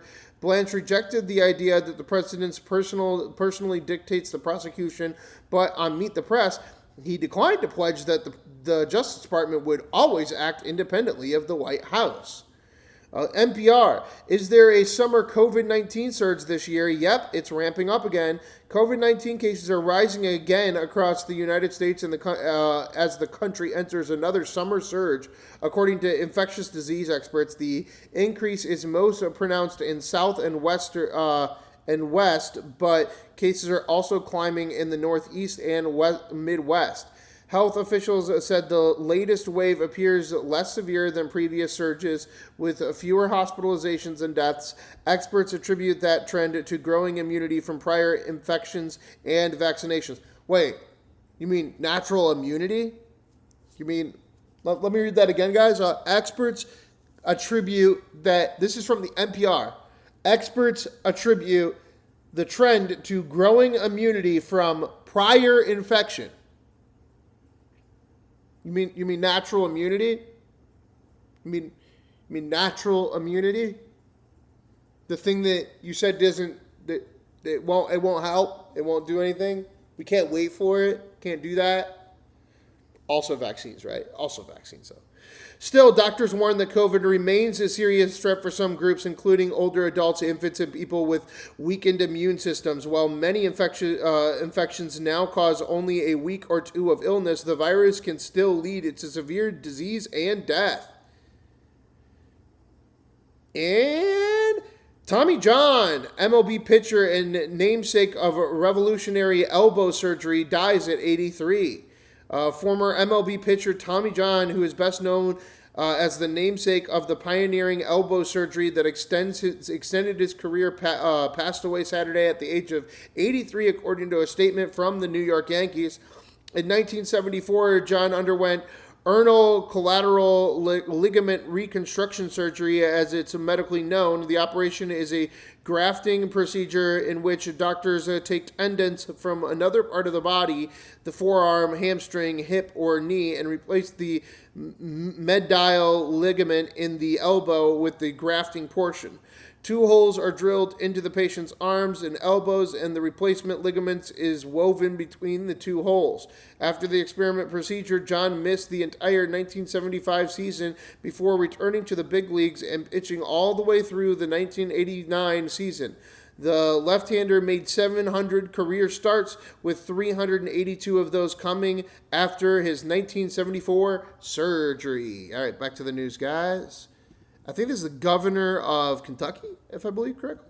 Kentucky this year is over $32 an hour. Where's Mitch McConnell? Affordable housing in western Kentucky and in eastern Kentucky on top of abandoned coal mines with solar panels on the top, so they're affordable to live in too. People just want to see results, want to believe that life can get better. The poll also finds rank-and-file Democrats want leaders to be pushing for making big changes, not smaller ones, even if they're easier to do. Also says they want to feel like the party is, as you said, fighting for them. What is then... Yeah, I think people... Well, what I'm curious about is given they're looking for big ideas, what would be your biggest, boldest idea that you're promoting these days? Well, I'll give you 2, because people want you to fix the darn economy, and they want you to fix the darn government. On the economy, it is time for an aspirational investment in housing that can bring down the cost of especially first-time home ownership. People can actually see that progress all over the country. We ought to tie the federal dollars to speed. You've got to break ground, and you've got to do it quickly. Get through the overregulation and the NIMBYism. But I tell you what, people also think this government is broken. So a fix the darn government constitutional amendment, it is time. It should outlaw partisan redistricting and enshrine part of the Voting Rights Act right there in the Constitution. It should create term limits for Congress and the Supreme Court. No more gaming those appointments. It should also overturn Citizens United, and I think call for direct elections of the president and the vice president. That could actually make things work. A big idea that would, yes, change government, but in a way enshrined in the Constitution where people would know it's going to get better. I didn't realize you support abolishing the Electoral College, if you're saying direct election of the president and vice president. Yeah, I've said it a number of times, and it's because in Kentucky, we will never see a candidate for president or vice president unless they're from here. Why? Because people just expect that it'll go one way or the other. It's the idea that someone would get elected not just knowing about 7 states, but having to earn votes all over the United States. I certainly think it's time. Speaking of presidential candidates from Kentucky, you told our colleague Aaron Navarro recently your decision on whether to run for president comes after your role as chairman of the Democratic Governors Association ends in December. You're traveling the country trying to get Democrats elected into governorships. You're appearing on programs like this one to get your name out there. I'm curious, what's left to decide? Well, I haven't made any final decision on that, but I am traveling the country because we're going to elect Democratic governors in places that people aren't expecting. We're up in Iowa and Ohio. We're fighting hard in Georgia and Nevada. We have great candidates. Even places like Alabama, we saw Democratic primary turnout double. I've never seen that before. So I'm excited about what we're seeing. For me, I just refuse to leave a broken country to my kids or to anyone else's. We cannot allow Donald Trump's presidency to be... Double tap, hit that like button, guys. Hit subscribe. Help the channel stay independent. We're 5 likes away from 50. Hit that like button, y'all. Hit that subscribe button, please. Normalized. You're watching for people No to News think is that's news. the way that it's supposed to be.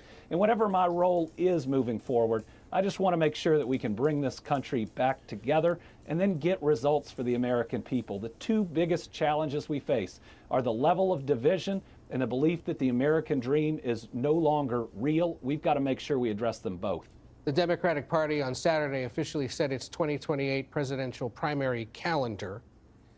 shakes it up a bit and puts 6 states now in the mix to be voting before March. Again, it's just mass manipulation to make sure that they know who's going to win. So South Carolina, that's going to be the Black Caucus. Nevada, so South Carolina, January 22nd. They're ignoring Iowa completely now, and New Hampshire for that matter, because January 22nd is the Black Caucus and who they're going to vote for. Nevada is the Hispanic DNC caucus, and that's February 1st. And then after that, they're going to go to New Hampshire, where it's not going to really fucking matter. Come back to New Mexico for again, Hispanic caucus. Back to Michigan for the poll on February 22nd, and Virginia 29th, which is what? Corporate CIA America. So you have blacks, Mexicans, will be kind of traditional, but, no Iowa. More Mexicans, all of the Muslims, and then eventually everyone that works at the CIA. Of 2028. I hear you've been particularly active in South Carolina, but I'm curious. It's going to be a great primary, what guys. does this new schedule do to help or hurt the candidacy? Gotta make sure we stop that fucking Super Tuesday rollover. Well, I consider myself a pragmatist. I get things done. I stand up for all my convictions, having vetoed every anti-choice, every anti-LGBTQ+, every anti-union bill that's come to my desk. But at the same time, I consider myself a pro-business Democrat, because business creates good jobs that can pay good benefits that can make that American dream possible. My job is just to get results for the people of Kentucky. This schedule, I think, is going to make any candidate get out and earn it. I'm happy that there are 2 southern states in South Carolina and Virginia, because if the Democratic Party is going to be competitive in the future, we have to be competitive in places like Kentucky, in places like the South. For too long, Southern Democrats have been overlooked, left out, sometimes even looked down upon. But look at what we've done. We now have 3 Southern Democratic governors. Georgia gave us 2 Southern Democratic U.S. senators, and Roy Cooper in North Carolina is about to be a 3rd. Keisha Lance Bottoms is going to be the next governor of Georgia. We have scrapped our way back to the table, and I believe that the DNC saw the importance of the South. I mean, you certainly have to win in the Midwest, which is Michigan. I think Nevada shows how important our Hispanic and Latino population are. In the end, this says you got to win in big states, in small states, in all regions of the country. It'll make sure that we have a nominee that could be a good president for the entire United States. I want to take you to an issue that animates the left of the Democratic Party especially, but something you also reference, and that is health care, but more specifically the concept of Medicare for all.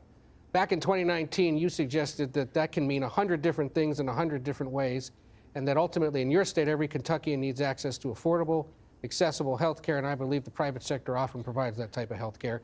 You still believe that, or has your thinking shifted at all on whether or not some kind of more government-backed public option should be out there in a bigger way? Well, like I said, I'm a pragmatist. My goal is to get results in the next month and in the next year. And what I see right now is a healthcare system where costs are spiraling. And so the solutions that I see that government can participate in are direct negotiation of drug prices, given that Medicaid and Medicare are pretty much the biggest purchasers that are out there. They should secure a lower price and open that up to everyone, covered on any type of plan or no type of plan at all. I think that there is a role for government to bring down prices in healthcare, and they can do so quickly. We also need more transparency. Now, the idea that one hospital charges something twice as much as another hospital in the same town, but you might not know, is a problem for consumers. It shouldn't be like buying a car, a sticker price where you're not sure exactly how much it's going to cost. It should be open so people can make the right decisions and get the best quality health care at the best price. But let me say, I do believe that health care is a basic human right. And so I'm willing to have conversations with anyone who agrees with that. In my faith, Jesus said a doctor is for the sick, and look at what Republicans are doing. Their big, ugly bill could shutter 35 rural hospitals. Jesus, healthcare guy. Hire 20,000 healthcare workers, but more than that, create a system where a pregnant woman in Kentucky might have to drive an hour and a half or 2 hours just to give birth. That's really wrong. So you're open to conversations about Medicare for all, it sounds like, but not necessarily sold on the whole concept. I got to ask you in our remaining moments here, you have been writing letters and trying to get updates on the status of Senator Mitch McConnell. Have you heard anything back from his office on how he's doing?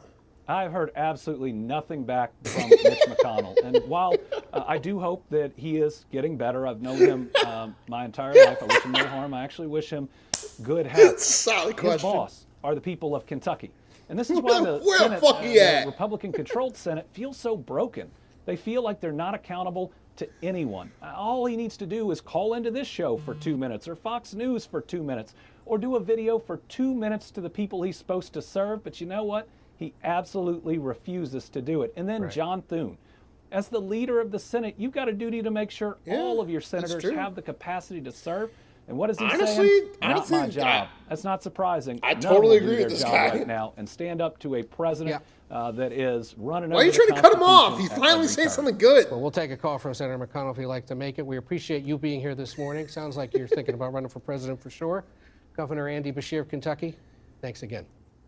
We turn now to Republican Congressman Don Bacon. He joins us. All right, Mr. Don Bacon says Trump setting Mr. Don Bacon on Face the Nation. And we understand it is your birthday, so happy birthday, and thank you for spending part of it with us.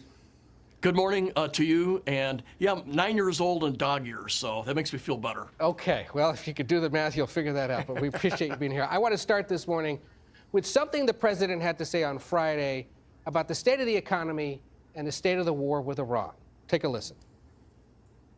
For you to pay a tiny little bit more for your gasoline, just remember you're doing it so that a very evil country cannot have a country. Really, it's the #1 state sponsor of terror in the world. We don't want to have them have a nuclear weapon. So remember that when you have to pay a little bit more, you're at $4.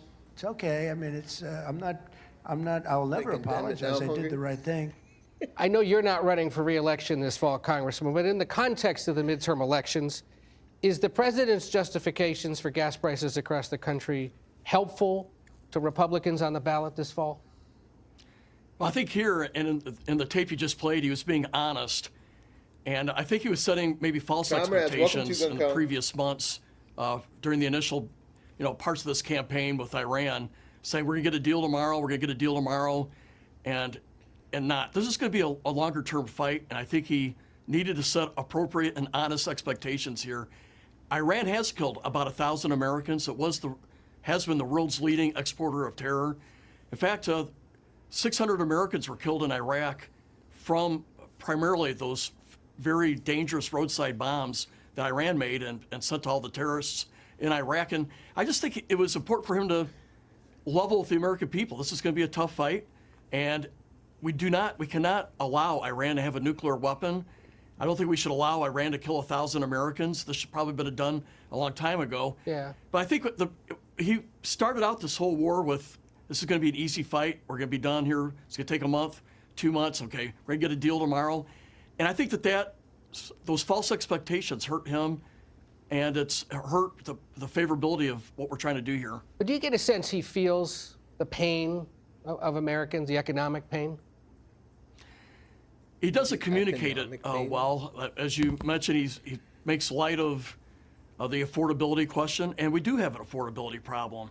And I think a better way for him to frame it, we had 9% inflation under Joe Biden. Of course, it went down towards the end of his presidency, but the Americans have never recovered from that.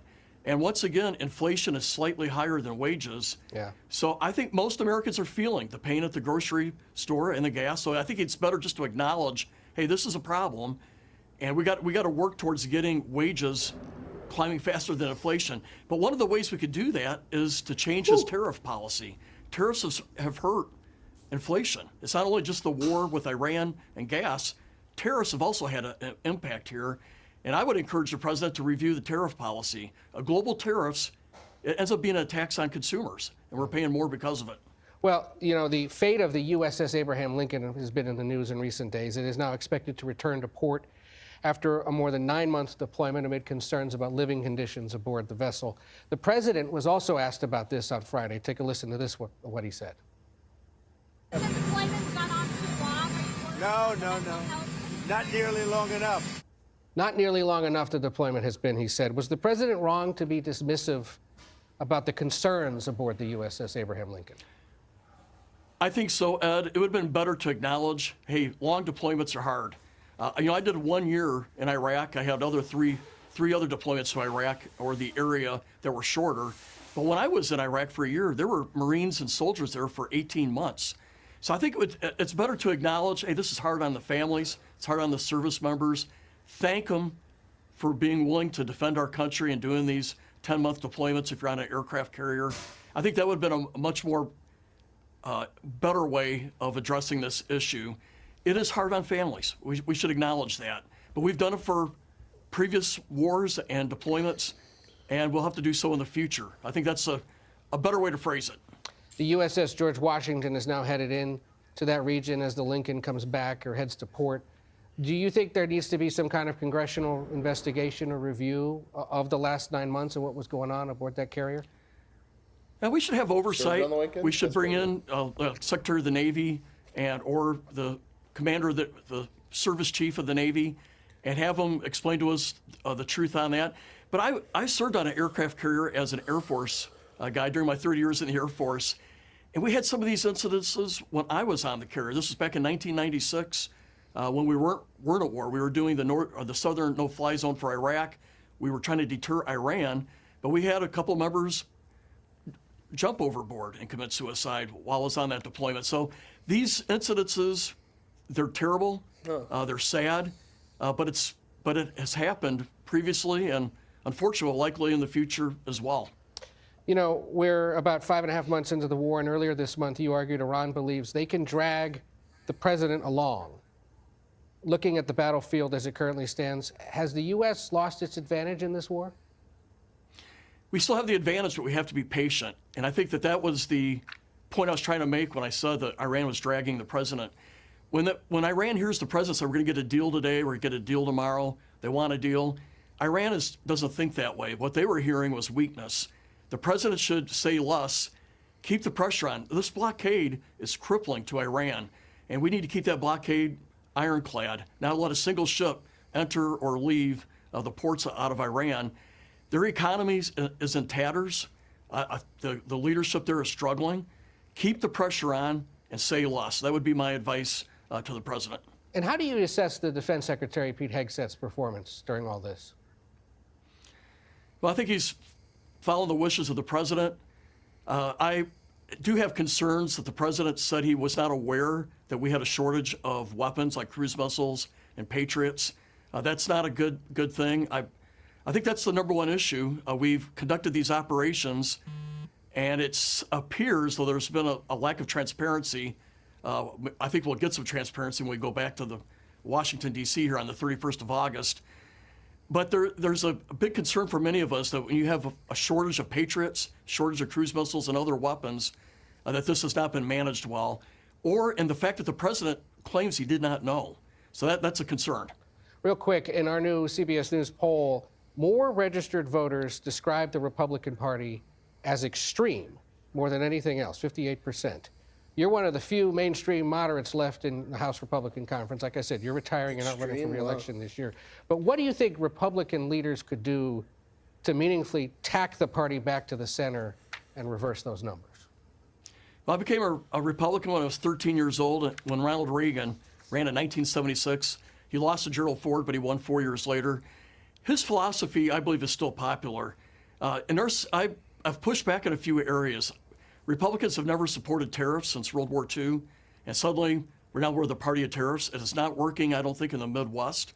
So I think Republicans could reclaim the middle if we push back more on tariffs. Also, 70% of Americans support Ukraine, and yet the president has not been that supportive. That's so true. There's some areas here that we could. I'm liking this guy. This guy is fucking and facts also only. Be where most most Americans are at. Fucking Congressman, Walmart gets so the much. money Happy for the birthday. tariff, not us. And yeah, we do support Ukraine because it really feels, especially Ukraine nowadays, feels very much like right here. Display at the DNC summer meeting in Austin this weekend over the growing ideological divide. Okay, guys, we're going into our next hour of the show, guys. Hour 2 of the show starts now. Remember, you can double tap, hit that like button, hit subscribe, and send those super chats in. $5 super chat, add anybody to the poll of the day. Last hour, we had Bill Gates added to the poll of the day. $10 super chat removed somebody from the poll of the day. We have our runoff now between J.D. Vance and Gavin Newsom coming up. We're going to leave the audio rolling on this.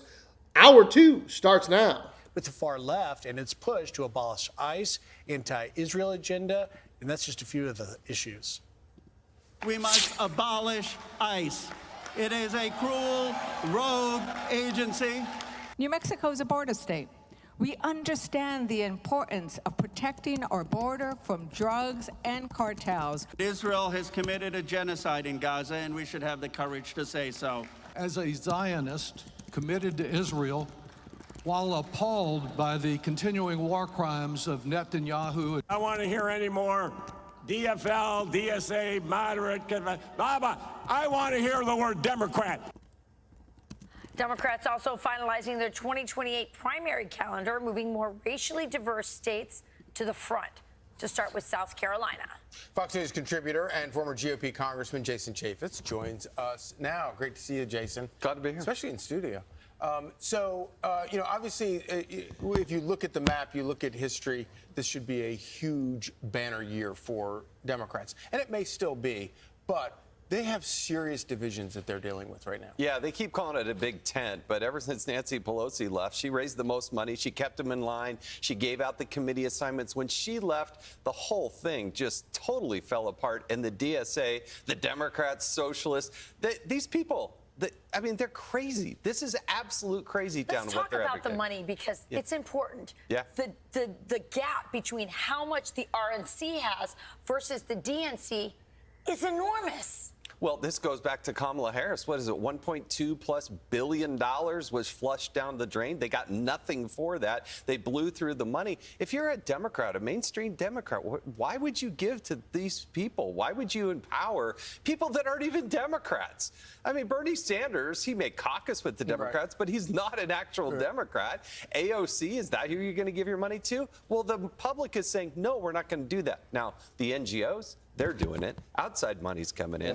But the traditional Democratic donor, they're not doing it. No, she's got a great point. So the Republicans have $128 million on hand. The Democrats have $16 million on hand, but they're 18 in debt. So they're that's the way they would run the government. That's what else do you need to know? That's what they do. That tell you, because you were a member of Congress, you understand how these things work. Does it tell you that the grassroots Democrat out there is starting to shift towards these socialists? You have, by the way, I want to play this because former Virginia Governor Terry McAuliffe, we haven't heard from much. You're starting to see some of these elder statespersons of the Democrat Party coming out going, no problem, there's no problem, everything's good. But the money and the grassroots operation and the primary wins tell a different story. Here's McAuliffe. And that's why this opportunity is so big for us to come together, get moving. And let me say another thing. I'm a little tired of all of this stuff you hear every day about all of these labels. DFL or DSA, moderate, progressive, whatever, liberal. You know, when I was governor of the Commonwealth, guess what? I created more jobs than any governor in the history of the Commonwealth of Virginia. Does that make me a centrist? But I also gave... No, that just makes you an elitist who worked for the state government of Virginia, so we know you're just a fucking CIA op. 30 to 40% of the population of the state of Virginia works for the CIA. The fuck? I'm for the common people. In the history of the Commonwealth of Virginia. Does that make me a socialist? Yeah, you got to say that. It makes me a damn good governor and a proud Democrat. Does that fly? No. First of all, government doesn't create jobs. People and businesses do create jobs. But other than that, I think he's right. Let's believe him. These people are Democrats. They try to put other labels on it. But at the end of the day, if they go to the ballot, it's going to say Democrat next to them. That's what they want. They want that brand. They want to be able to do that. But to your point, Charlie, they should be surging. These people, I mean, in an off-year election, they should be surging. It's not. And it's, race by race. But to say they're not in favor of ICE and borders and private property, and they want to reconstitute the presidency, they want to pack the court. I mean, other than that, it's just great. Every now and then we get some reminders of our friend Charlie Kirk. Something goes viral that maybe, he said a year or two ago. The latest one is a debate, or him talking actually about Hassan Piker's socialist hypocrisy. So we're going to watch this. I want to Christ, lady, get her off the air. Why don't you give 95% of your money away and go live on a commune? Do you really think that that's how it works? Do you really think that's how it works? Go live what you preach. Because every single this is as silly. You talked uninterrupted for 5 minutes. Hassan, let me finish. Go ahead. Sorry, you're right. I live what I practice. I'm a free market capitalist. I employ people. I took a risk. I have my own startup business. Every single day, I practice what I preach. He wants other people to contribute to what he considers to be a good idea, what he considers will make the world a better place. You have the freedom to go live as a socialist. Go do it, Hassan. What's stopping you? Man, I want to talk about Hassan Piker in this, but every time I see Charlie, I realize we lost somebody who I think would have been a president at one point. But yeah, he was the best of the best. September 10th, which is coming up quick, was the day of that assassination. But you could see why he was the best, and you could see in that video Hassan Piker just nervous as all could be, because when pressed with facts and somebody who knows their stuff, they're left with nothing. And by the way, a date that Jason will never forget. No. You were 40 feet from him at that event. A little further from that, but there were 3,000 people that were there watching, and I was watching Charlie when that happened. And yeah, that's a hard day for the Chaffetz family, and the Kirk family, but thousands of others that were right there. Yeah, and all of America. Yeah, we lost a great patriot. I want to ask you about this real quick. The flock cameras are getting a due notice over the last couple of weeks. They've been around for a while. In fact, you wrote a book about this issue of the security around them and the invasiveness of these cameras. They're everywhere. They collect. You see them on police cars. They collect data. Flock Safety, the company that is behind them, says that they're going to implement these measures. But the thing that I think is kind of interesting and important to remember about all this, there's a lot of money behind it. People make tons of money off of this stuff. And don't think Flock is just a brand. Right. It really is NGOs, big business, and big government. People would be shocked about how much money, time, and effort is. It took me a while to get the calculation on that, but 30% of every single person that lives in the state of Virginia works for the government. Is being spent to capture your likeness. 1 in 3. And states. Everybody in a family. Government collects this data. Florida, for instance, when you went in to get your driver's license, they would take all that information. Think about they have your picture, eye color, height, weight. Don't you love this one from Fox News? They're like, don't blame the flock cameras. That stuff's everywhere. So don't be upset at the flock cameras. Don't pin it down to one company that's actually fucking sticking cameras out everywhere in every single state. No, this is big business. This is so much bigger than Flock. It's everywhere. It's almost like you should just not do any of it. Okay, nice try, Fox News. Everything, and then they would sell it to data brokers. And when you take your kid in to get their driver's license. Your 16-year-old daughter to get her driver's license in Florida, they were selling that information. Is that still happening? So first of all, no, Ron DeSantis, fortunately, Governor DeSantis. That's in Florida, but other states do this. I was just going to say that I got back from I was spending a lot of time this summer in Wisconsin, in the Midwest, in rural America. Data centers are a top issue, as well as flock cameras, and maybe flock cameras are taking over, even like being a #1 issue.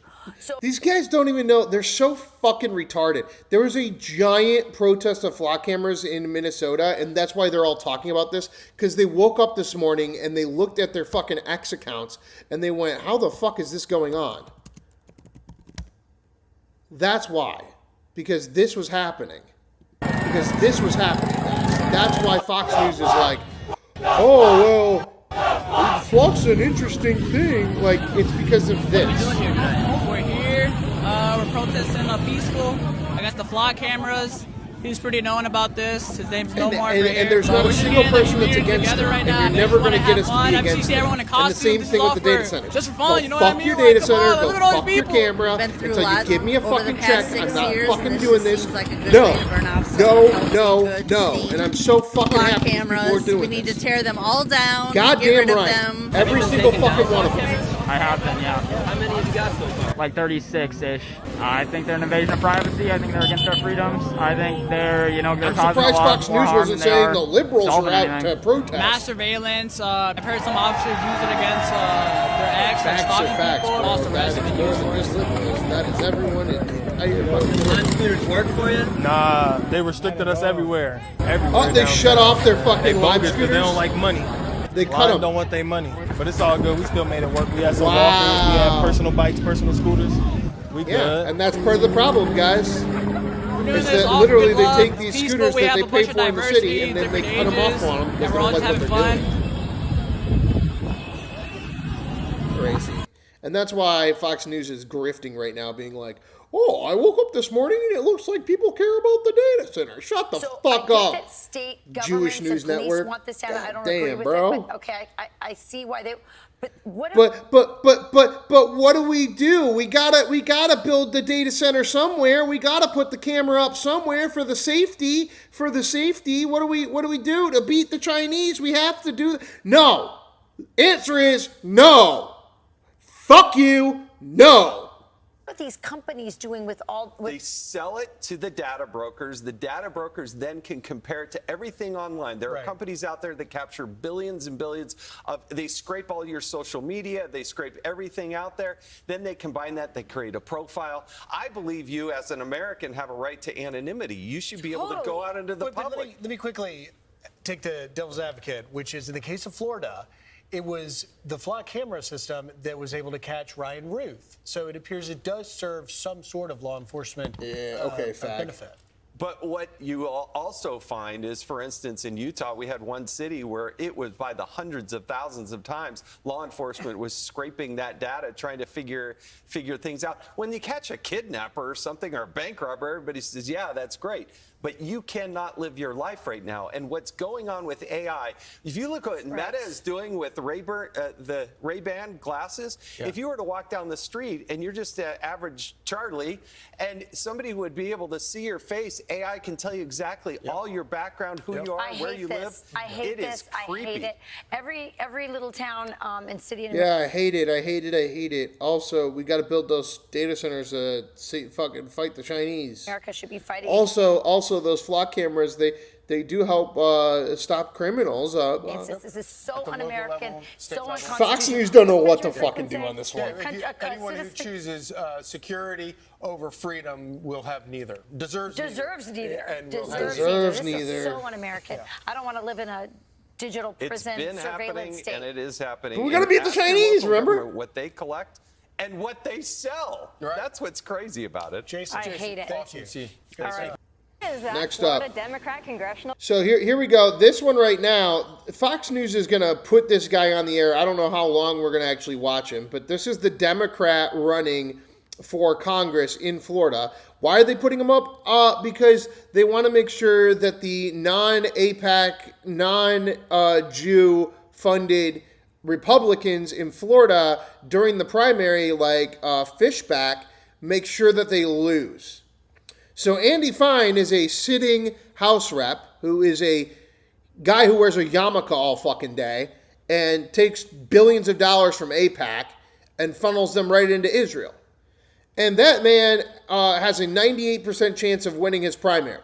So rather than put on Andy Fine with his yarmulke or put on Andy Fine's opponent, we're going to put on the Democrat that Andy Fine or his opponent are going to fight in November to show that we better keep the tiny hat guy. We better keep the guy wearing the yarmulke all fucking day, Randy Fine, who is a sitting congressman that has done nothing and went on vacation for 200 days out of the year. We better keep him, because if we don't, if we vote for somebody else in this Republican primary, then maybe we won't be able to defeat Oliver Larkin, who is Oliver Larkin, this is the really scary one. The guy who has no chance of winning because he's a Democrat in Florida, but he's going to be literally put on the Jewish news network, Fox News, for 18 minutes today, right before a Republican primary. Candidate Here we go. Oliver Larkin. Let's prop him up, guys. Listen, we appreciate you coming on the show. You know, it takes some guts to do so. So I want to say thank you and a lot of respect to you for doing it. You know, I've done a little He's bit of gonna look research crazy. into your district That's the there, point. and aside from all the things that are making headlines with you and of course the incumbent in the race, I just have to ask. You know, my mother-in-law fled Cuba. Because of the socialist communist takeover. So I know in your district there's a lot of folks like my mother-in-law, a lot of Cubans, a lot of Venezuelans that left socialism, that fled communism, and it kind of sounds like you want to bring it all right here to the USA and to Florida. How do you square that with a lot of those constituents in Florida that have a similar story? I think what a lot of our constituents that have come from places like Cuba or Nicaragua or Venezuela that have seen United States foreign policy, we've had a blockade on Cuba and a trade embargo for 70, 80 years nearly. And what we've seen in that time is the repression of trade and of really with our closest trade partner. And we see a repression of political and civil rights that we actually see emanating from the Trump administration right now. We see crackdowns on freedom of speech. We see Representative Randy Fine and Laura Loomer trying to cancel our rally last night, along with corporate Democrats like State Representative Michael Gottlieb. So I think the conditions And why do that you a think lot you're of sitting on this people program? Flee places like Cuba, coming to America Make you looking look for bad? a better life, it's actually quite scary to see a Republican administration that's going after our freedom of speech and freedom of expression, and we're fighting for the American dream. So, Oliver, I'm going to let the rest of the panel here ask you some questions. I'm not going to filibuster the whole time, but I do have to say, when my mother-in-law and so many others fled Cuba or Venezuela, they didn't flee because of Donald Trump. They fled because of socialism and communism and that form of economic governance that you're trying to bring here. So I just wanted to correct the record for that because blaming that on Trump is kind of rich. But I'm going to let the rest of the team take a crack at you again. We appreciate you coming on. Yeah, Mr. Larkin. So I did a little research myself. Some of these numbers you may have a better idea on. But one of the things on your platform is free college for all. You're advocating for socialism, but you want free college for all. Okay, you want taxpayers to pay for other people's tuition. Fair enough. But, I mean, you went to a school that's almost $80,000 a year, a private school, to become an English teacher to make $60,000 a year, which is national average. We have a deficit of trade skills, making $70,000, $80,000, $90,000. HVAC, electrician, pipe fitter, you name it, lineman. The state of Florida has a scholarship program if you just stay in state and go to a state school. So I guess my question is, why are you out here advocating for socialism in a state where capitalism does work well when it seems like you hadn't really tried it yourself? Well, we have a higher cost of living in the Miami metropolitan area now than New York City, and we've had 30 years of Republican rule in Tallahassee. So this stark income and wealth inequality, where we see my district, the 25th Congressional District, having the highest concentration of billionaires in the country. At the same time, we see the poverty rate going up, and we have tens of millions of people in this country with student loan debt. So I believe that we need free public college and university tuition, and also free tuition at vocational and trade schools, with support for union apprenticeships so that we can rebuild America. Okay, so you're talking about union apprenticeships, so at least you acknowledge that trades matter, but you want us to go and pay off the debt of people who went to a $70,000 a year school to earn $60,000 a year for the trade or the skill that they picked. It seems to me like through your own experience, you would be out there beating the drum for people to maybe forego a private school or a four-year college and go to a trade school, learn how to be a lineman, learn how to be a welder, learn how to do the blue-collar trades that pay very well, especially in the South and right-to-work states. The United States can more than afford to forgive college loan debt and to make tuition free. We're spending $1 to $2 billion a day on this illegal war with Iran. We're spending. It's everybody that makes more than We're on track to spend hundreds of billions of dollars a year on a war that Congress never authorized, that Donald Trump dragged us into, that is raising our prices on gasoline, on food, on groceries. Would you at least exempt those that went to private school that cost more than they could make? Facts! What a bunch of fucking dildo, redneck, fucking Jew-supporting faggots. Look at this bullshit. from Fox News, the fucking Jewish news network. How fucking disgusting. You guys brought this DNC guy on here to prop up Andy Fine, to make sure he wins his own primary, make this guy look bad. All you had to do was make the DSA guy look bad. And the DSA guy goes, I think we should forgive all student loans because we can fucking afford it. And you say, well, I can't afford that, but I can afford as many bombs as possible for Israel. Okay, shut the fuck up. Like, just shut the fuck up, bro. In a year in the profession they pick. It's just as unreasonable. It's just as unreasonable. Oh, we should just keep giving billions and billions of dollars to every foreign war ever, but no, healthcare, college education. We can't afford to be giving you guys that. Making public university tuition free, so private institutions can continue to do what they like. But GPA. What? Like I said, I think that public universities should be tuition free, but private institutions can choose to do as they may. And I'm not running to abolish private. Right, and they are in the state of Florida. So what is your argument, Fox News? What is your argument, Fox News? Universities, but I do think that bro? in the United You brought States, this guy on here to prop up your fucking tiny hat yarmulke fucking Andy Fine that does nothing. You didn't bring on the guy that's going out in the primary against Andy Fine. You brought out the guy for the general election right before the primary of Andy Fine this Tuesday. And here you fucking go, oh my God, look, this guy's trying to give us free college instead of bombing Iran. When we have tens of millions of people, when we invest in our educational system, when we invest in our economy, that economic output is such an absurd thought. Output of people who are better educated or have the vocational or trade apprenticeships that can go in and produce in the economy. Well, Oliver, Lisa Booth here. It's interesting that you say that because you've attended some of the most elite institutions in the country. As Joey pointed out, Phillips Academy. It's one of the most prestigious boarding schools in the country. You also went to Swanee, which is very preppy, very elite, a lot of wealthy people. And what is your background, you dumb fuck on Fox News? Like, you don't get a Fox News desk position without knowing and being a part of an elitist family. Is this really real? Like, Fox News trying to make the DSA guy look like like he's the... Okay, what are we fucking, what? Go to school there. You're the Jewish news network. And maybe think you're a little bit of a hypocrite on some of this stuff.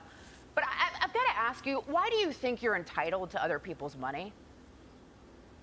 Oh, God. I'm not entitled. Yeah, but it's totally fine to just do another reconciliation bill and give $500 million to Ukraine for fucking goddamn drones. Like, what the fuck? Why do you think you should steal our money and give it to all the people in the entire United States that got fucked over by college loans? You know, basically 45% of the population before the year 1980. Why do you think that that's okay? To anyone else's money. I'm talking about universal programs that we all pay into. Many of your viewers that how do you support fund those? programs like By taking other Medicare and Social money. Security. The guy is actually pretty common sense. This is fucking well, when we have, funny. like They're I like said, trying to $1 make to him $2 look billion so bad. a day that we're spending on an illegal war with Iran, we can more than afford this. We've spent $2 trillion on solid wars lobby in Iraq and Afghanistan that I was seeing in the previous segment. We're now talking about the downfall of the United States foreign policy regime that really just replaced the Taliban with the Taliban. So we've seen so much of our blood and treasure go into foreign wars overseas that have not made Americans safer. But you've still not and we've seen a explained why you declining think you're standard of living. entitled to other people's money. What? I'm not entitled to anyone else's But you money. still haven't explained why. Holy fuck, bro. You guys just spent the last hour talking about all these things we need to fund that aren't in America. And then you put this guy on here and you're like, can you believe this guy wants to get rid of student loan debt? Talking about which we already know you programs can't that we do because all Biden tried to pay do into. it. And for the millions of Americans that are struggling with affording the cost of their children's college education or paying down their student loan debt. When we invest in the American people, that economic output is more than multiplied. When we see their educational attainment, their trade school, their vocational programs, all putting money back into the economy with greater labor productivity, we're seeing a real negatively affected jobs program in this country, the economy, with people no longer seeking work. Oliver, let me ask you this. You know, as someone, who have attended some of these elite institutions that most Americans could never afford, they could never even dream of affording. And so have you dumb bitch. And talk about income inequality and talk about some of these All different women are things retarded, I swear. You're the living definition of someone who has experienced great privilege of some of these incredibly elite institutions. So how do you square that hypocrisy? Huh? I certainly have attended some prestigious institutions, and I'm very proud of the background that I come from. My father is a retired United States Army captain who was able to attain his college education through the ROTC program. And when we see what this literally did not go well for Fox News. This guy is not what they wanted him to be.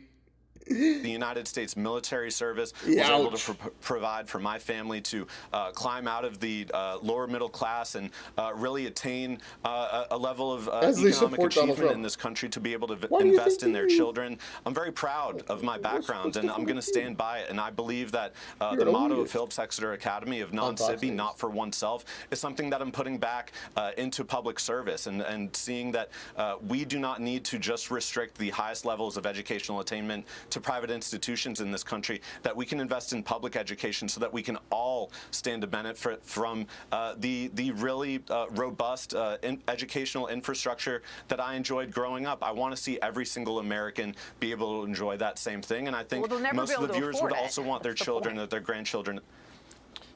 Well, not if we're continuing this illegal war with Iran that we're 6 months into, that even a majority of Republican voters think is just a catastrophe. Oliver, appreciate you coming on. Clay Travis here. You're obviously very concerned with giving people as many benefits as possible, but you also want to abolish ICE. We're $40 trillion in debt. Presumably, a lot of the free tuition would potentially, under your plan, go to illegal immigrants. We know roughly there are at least 20 million people illegally in this country. Should there be borders? What would be too much illegal immigration for you? 50 million? 100 million? You talked about Cuba. You talked about Nicaragua, Venezuela. Should we take all of Latin America inside of our borders? Where would you draw the line when it comes to who we should welcome in this country? I would draw the line at stopping these crushing sanctions regimes that Donald Trump has leveled on countries like Venezuela. Again, I understand what you want to do here, but you're on Fox News and you're here to be the scary DSA guy. You're not here to say actual policies and be a real fucking candidate. You're here to prop up Andy Fine and make sure that all the Jews know they got to go out and vote for Andy Fine on Tuesday. Fuck off, but just pure numbers. What is a number where you, Oliver, in South Florida would say, you know what, we've got too many people who aren't citizens of the United States? Right now, it's 20 million. Is that not enough? Would you do 50 million? Would you do 100 million? How many people do you think Nothing radical about this guy at all. They really want it. And how many of them do you think we should provide free college for? What's the number? When would you, Oliver, say, you know what, that's too many? I think that we should follow in the footsteps of Ronald Reagan's immigration policy and grant. Oh my God. This is going so poorly for the Jewish News Network. They brought this guy on. They're like, here's this communist. They're like, what's your immigration policy? I think we should do what Reagan did. To the millions of people that are living, working, hey, wait a minute, this Fox News, you're a goddamn radical. Shut the fuck up, bro. You asked him about immigration. He said he wants to do Reagan policies. You respond back with, that's not fair. Shut the fuck up. Shut the fuck up. Fox News literally propping. Again, guys, if you know anything about what's really going on here, they're putting, this guy doesn't have an election until November. Not Andy Fine, not Andrew Bursky, not anybody in the actual primary on Tuesday is on Fox News. Instead, Fox News wants to prop up Andy Fine, the sitting fucking House rep that wears a tiny hat every fucking day and sits here and takes his unlimited money from AIPAC. And if you put on Andy Fine's opponent, the entire thing would be, I'm a Republican and I hate Israel. So you can't do that on the Jewish News Network. So you put up the guy that they're going to run up against in November, and you're like, hey, here's this crazy Francesca Hong style character.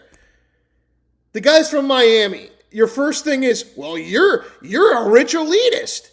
You mean like the president of the United States? Well, you want to make sure that we can get rid of these student loans. You mean like the unlimited funds for all these foreign wars that we continue to have a fucking reconciliation bill after reconciliation bill about? Well, you want to deport ICE and get rid of all the, how many illegals are you going to let in here? I want to do Reagan's immigration policy. Well, hey, wait a minute now. Like, shut the fuck up. He's not falling in your box, and this didn't work your way. This is so fucking pathetic.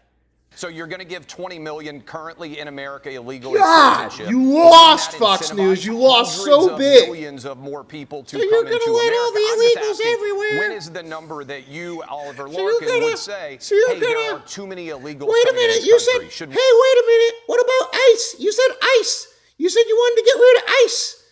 Yeah, about that. I think we should go back to Reagan's immigration policy. Wait a minute. ICE. You said you didn't want ICE. We bring in all of Mexico? Should we bring in all of Venezuela? Like, what is the number where you would say, hold on, this is getting a little bit too expensive for the 50% of Americans who actually pay federal income taxes? He's for open borders. No, you're a fucking retard. Go back to watching Fox News. To be paying. He's for open borders. He's an elitist. He wants to steal all of my money and give it to all the college kids. Okay, just turn on Fox News. Get the fuck off my goddamn show. Get the fuck out of my fucking show. This is not for Candace Owens fans, all right, guys? You have to have half a fucking brain cell to stay in this chat, okay, guys?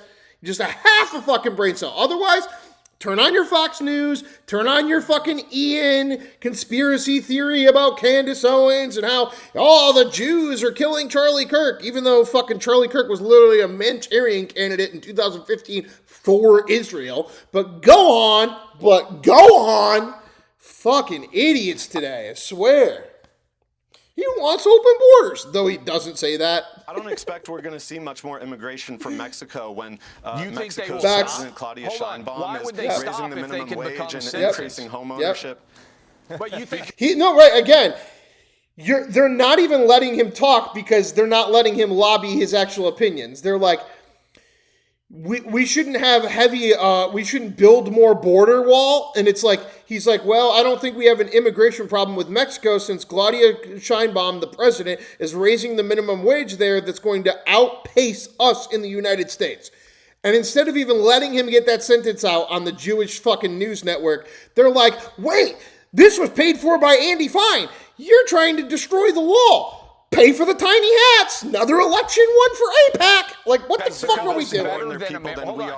You think life in Mexico is so good that Mexicans are going to stop coming here? He said Reagan's immigration policy, which was mass amnesty, Alex, please, for the love of God, open your eyes. Yeah, I know. Just go watch Fox News. Just go watch Fox News, Stormtrooper. That's all you want to do. You want to watch your fucking Jewish News Network, you can go right ahead and do it. And then right after that, you can watch your Candace Owens and you can eat your fucking popcorn, but you're not living in a reality. You're not living in a reality. You're living in a retarded fucking simulation for yourself.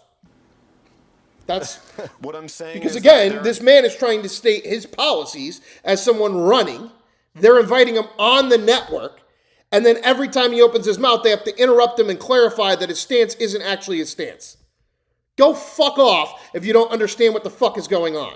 Governments outside of the United States that are investing in their people. Wait, then why are they coming here? See, here we go again. Soon as he opens his mouth.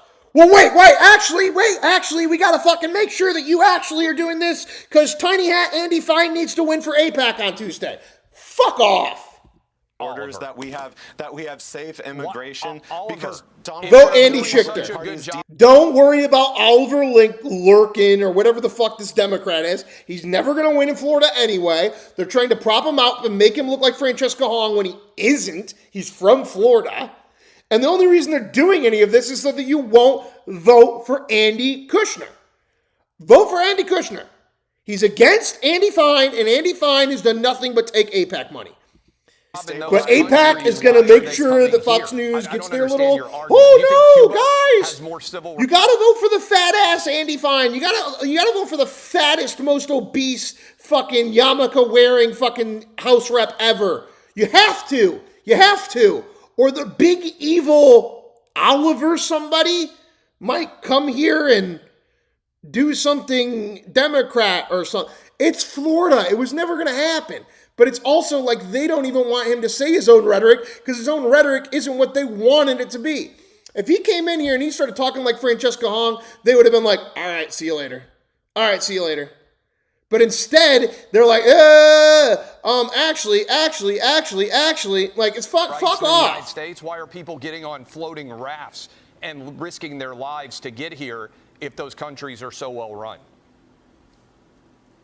Because Donald Trump has the Navy blockading the island of Cuba from even obtaining oil. Oh, come on. What? You don't let him speak. If he's on here to interview you, it's really funny how every time you ask a question, you don't even let him speak. With 2 seconds later, we're in fucking morning news programming. Oh, look how ridiculous he is. All right, guys, now at the end of the program, remember, vote for Andy Fine. Don't vote for Andy Frickman. Don't vote for the fucking person against Andy Fine. Because if we don't have this tiny hat in November, then big, evil Oliver Larkin might become a fucking House rep. Oh, no. Logically makes sense. It just means that people are even more willing to risk we're talking about here. And of course, what we need in the United States is for Donald Trump and this administration, the Department of Homeland Security, to stop taking away people's legal status. Okay, but again, like, this is a newscast. You see that? He's like trying to explain his policies, and the interviewer is screaming, "I think you should move to Cuba."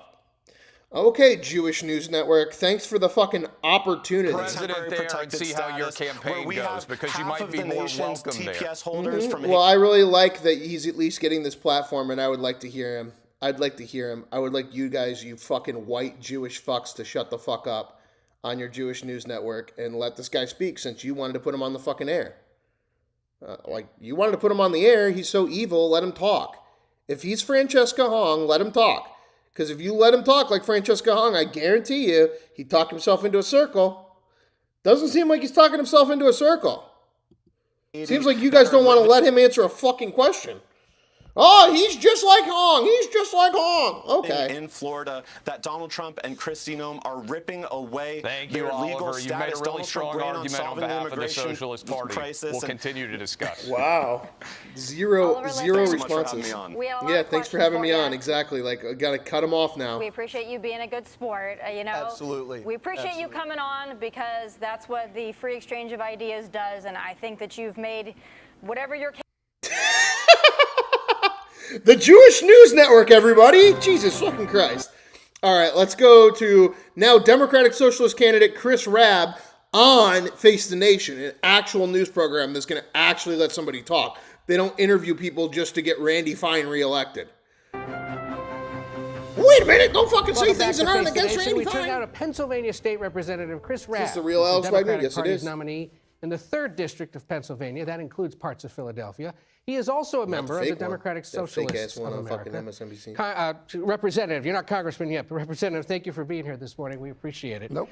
Alex is conservative, Alex is liberal, Alex has a channel. I'm curious, and part of the reason why we wanted to have someone like you here, given that you are the Democratic nominee, but also a member of the... Look at all the Fox News minions that immediately dropped out. They're like, I can't handle it. I can't handle listening to DSA members. I want them Fox News guys to yell at him. Why won't he let them Fox News guys yell at him?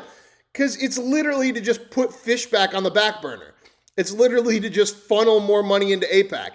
There are primaries in Florida on Tuesday. They didn't interview the primary candidates.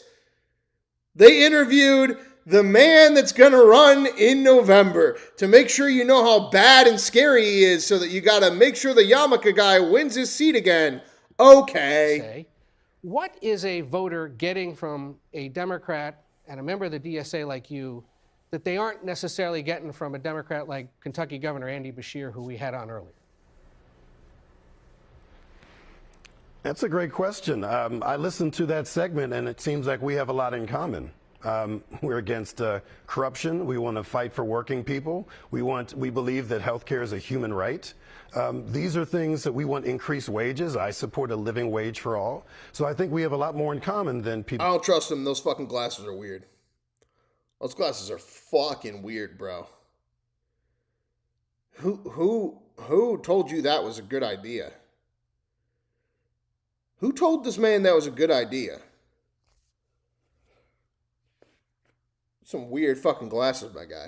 I would think. But when he says that socialism is a failed experiment, what's your response to that? Well, I imagine he supports Social Security.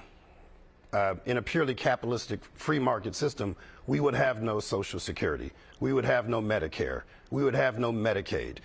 If you're upset about them doing that, then why not platform Fishback? Because I don't run one of the 5 major Sunday news programs. My job is to cover the news full-heartedly, whatever the news is.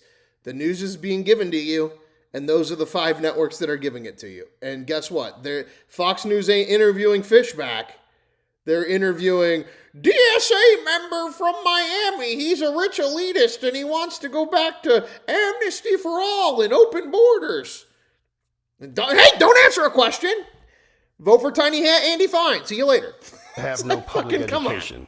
That's we have the point. No interstate highway system. I don't have a duty to platform anybody. I don't have one of the 5 major news platforms on Sunday. There is This Week on ABC. There is CBS's State of the Nation. There is our Face the Nation. There is Meet the Press, which is the most notorious one. And then there is Fox News Sunday, which is what just did that goofball Jewish interview. And then there is CNN's State of the Union. Those are the 5 platforms you have to sell yourself fucking less than 100 days before the midterms. I just find it very ironic that Andy Fine can't go out and actually make his own stance to the American people of Florida. Instead, they need to put a DSA member out there and go, oh, please, vote for this fat fuck who's been in Congress for I don't know how many years, taking as much money from AIPAC as possible, because if you don't, this crazy Francesca Hong-style character, this DSA member, he's going to get elected. Like, fuck off. Firefighters. Also, this guy's These glasses things fucking are weird, that are bro. Brought to Weird us ass by, glasses, bro. Different views that have molded us into the nation we are today. It's not one thing. This is not a purely capitalistic society. There's capitalism in China, in Finland. I think that people who end up screaming about how much they don't like something is usually means that they don't have a plan for what they're actually going to do. You're right. And that's what all 4 of those people on that panel on Fox News did. Every time he opened his mouth and gave them an answer, they had to start screaming about whatever they fucking wanted to fucking think. But again, I don't think that you'll see past that, because I think you only see one side or the other. But the point is, they were doing exactly what you're saying. They were just screaming. You're a fucking DSA member. You're not even listening to the guy. You're just, you're a DSA member. Okay. Why? Why are you platforming him on Fox News Sunday? You're doing it because Andy Fine has a primary on Tuesday, and you don't want Andy Fine or his opponent to talk about the issues in the primary. You would rather let everybody on Fox News know, hey, this guy in November might get elected unless we vote for the sitting senator and keep our seat protected. Fuck off. Everywhere. Like, this is something that we have to understand is a mixture, and it is an evolution. Pure capitalism has never worked. Communism is not something that we've seen effectively work. That's okay. Capitalism never works. Communism, we haven't gotten it down yet. What the fuck, bro? Come on. Capitalism is crazy. We're almost there with communism. Just haven't gotten it down yet. What are we doing to make sure that we are moving in the right direction, though? That we are transforming this nation. So Randy has no chance. Randy has no chance. Randy has all the Jew chance in the world, my guy. All of it. Or are you talking about my Andy? Because again, Florida, All right, let's just go Andy Fine. Andy Fine. Here we go. Watch this. Andy Fine, Republican. Boom, right here, Andy Fine. And you've got Andy Fine literally right there. And this is the one that I got my money on. I put $5 on Aaron Baker. You got Daniel Blitzler. I think that guy might be like some kind of Nazi or something, so I was a little scared of him. But Andy Fine, 98% chance of winning his election right now. So just, there is that. Of everyone. Fishback's got like a 2% chance trillionaire, and we still have veterans who are unhoused. Trying to stop us from voting for real things. Shows that most Democrats have a positive view of socialism, but among all Americans overall, just 35% do. You've made the argument here so far, but I'm curious, what do you do to try to win over? We'll put those in on two-thirds of the on country Tuesday. Who doesn't think this is a good idea? Well, I wasn't running for socialism. I was running for the people of the 3rd Congressional District who want a fighter. And that's something that is more important than the labels that are used in polls, because the poll didn't define socialism. The poll didn't define capitalism. The poll didn't define free market system or free enterprise. It didn't do those. Nor did you. It polled on how people responded to labels that have been put into the ether without any context, historical, any analysis. And I think once you define these things, people can make more informed decisions. Right. So define communism. Define socialism. Oh, that's not your job? Got it. Okay, cool.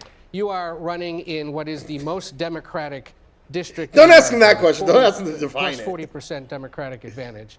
So it's perhaps understandable, or that helps explain how a socialist-backed candidate can emerge. But there are others in the Democratic Party writ large who are...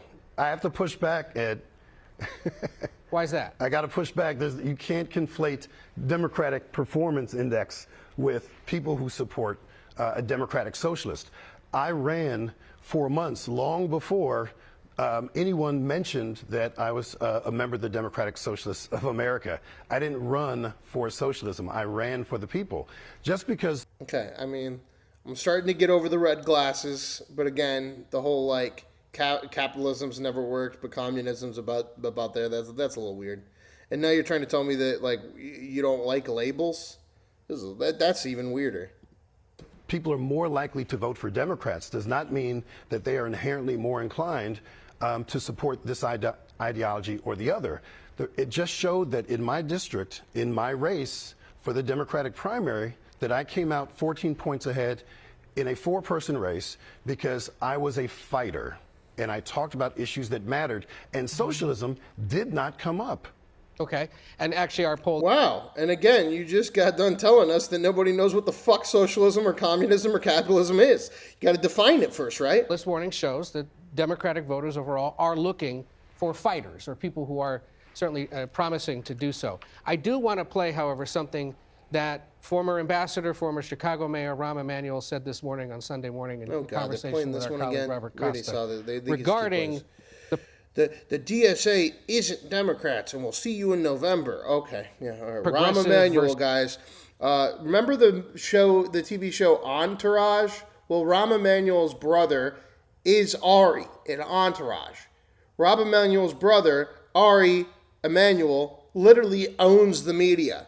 And now on 3 different networks, we have seen Rahm Emanuel, ex-mayor of Chicago, obviously bought and paid for by his brother, all 3 news networks on the liberal side slant, CBS, NBC, and ABC, all 3 of them play a 5-second clip of him saying, the DSA isn't a Democrat, and I'll see you in November. Okay, thanks. You got it through our programmed heads. Why don't you say pedophile a few more times, too? This is rest of the party sort of split or discussion that y'all are having. Take a listen to what he said. This, again, I'm about flipping red districts to blue. I'm not about taking blue districts and making them midnight blue. You want to see a raise in the minimum wage? Winning over Democratic districts is not the way to get it there. You got to win Republican districts. What's your response to the mayor's strategic argument there? I think listening to folks who have been institutionalists and corporate Dems is probably the wrong thing to do when what your own poll shows is that there's an exhaustion. There is anger But why don't you at define what you're centrists doing, though, too? and That's institutionalists, and this anti-establishment moment means that we want bold things that are not left or right, but what are those bold things? Because just like Mamdani, you're not really telling me what the fuck you're actually going to do. what are the things that are going to move people forward? Healthcare for all, And, revolution, hey, got it. Kentucky, All right, cool. I think On I to the next. can make that case pretty strongly. And as someone who has 5 generations in Kentucky, I think this is something that transcends blue districts. Okay. On the issue of institutionalists in the party, I'm curious, are you someone who would vote for Hakeem Jeffries to be Speaker? Should Democrats take majority next January? Ooh, that's a tough one there. Sorry about that. He hasn't asked me, but I can tell you this: he's not going to run unless we secure the new majority, which is what I'm focusing on. I'm focusing on making sure we have good progressive candidates who are winning in these primaries and who will win on November 3rd. And when we get a new Democratic majority, I would love to have that conversation with them, person to person. Mr. Good Citizen, thank you for throwing that out there. I know that's not necessarily on subject, but it is a really good and appreciated chat. We have had a lot of idiots in the chat today, so welcome to the Mod Club. Mods, remember the rules of being a mod. Don't abuse it or you lose it. 5-minute timeouts for anybody if you're in a bitch fit or whatever with them. Only up to 5-minute timeouts. 24-hour timeouts only for spamming, billboarding, which is a bunch of emojis and random ass comments over and over again, or death threats. Thank you all for watching. No news is news. Double tap, hit that screen, hit subscribe. I lost all of my Republican Jews when I started yelling at Fox News. I'm sorry, guys. Not yet met. Let's get them back with the socialism. Now, look, I know you're a Democratic candidate for Congress. You are, however, a member of the DSA, and there are opponents of that movement who point to the failed socialist governments in Latin America as proof that socialism doesn't always work. And the DSA just in the last few days put out a statement commemorating the 100th birthday of Fidel Castro, which says in part he was an organizer, a fighter, and endures as a stalwart symbol of anti-imperialist struggle and self-determination for the global South. Do you agree with that sentiment? And does it concern you that this type of celebration of Fidel Castro is what might validate people's concerns with the DSA? This is like the Thanksgiving one. You better condemn it, bro.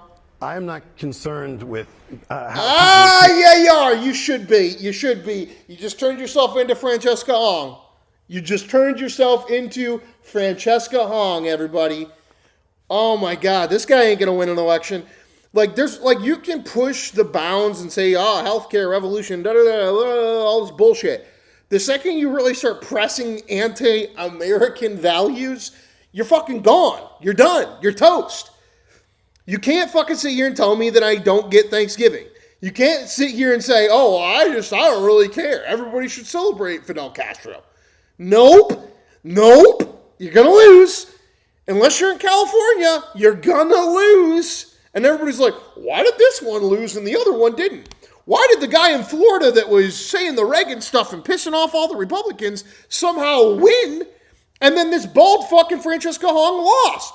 Because the guy in Miami wasn't saying radical dumb shit. These people clearly fucking are.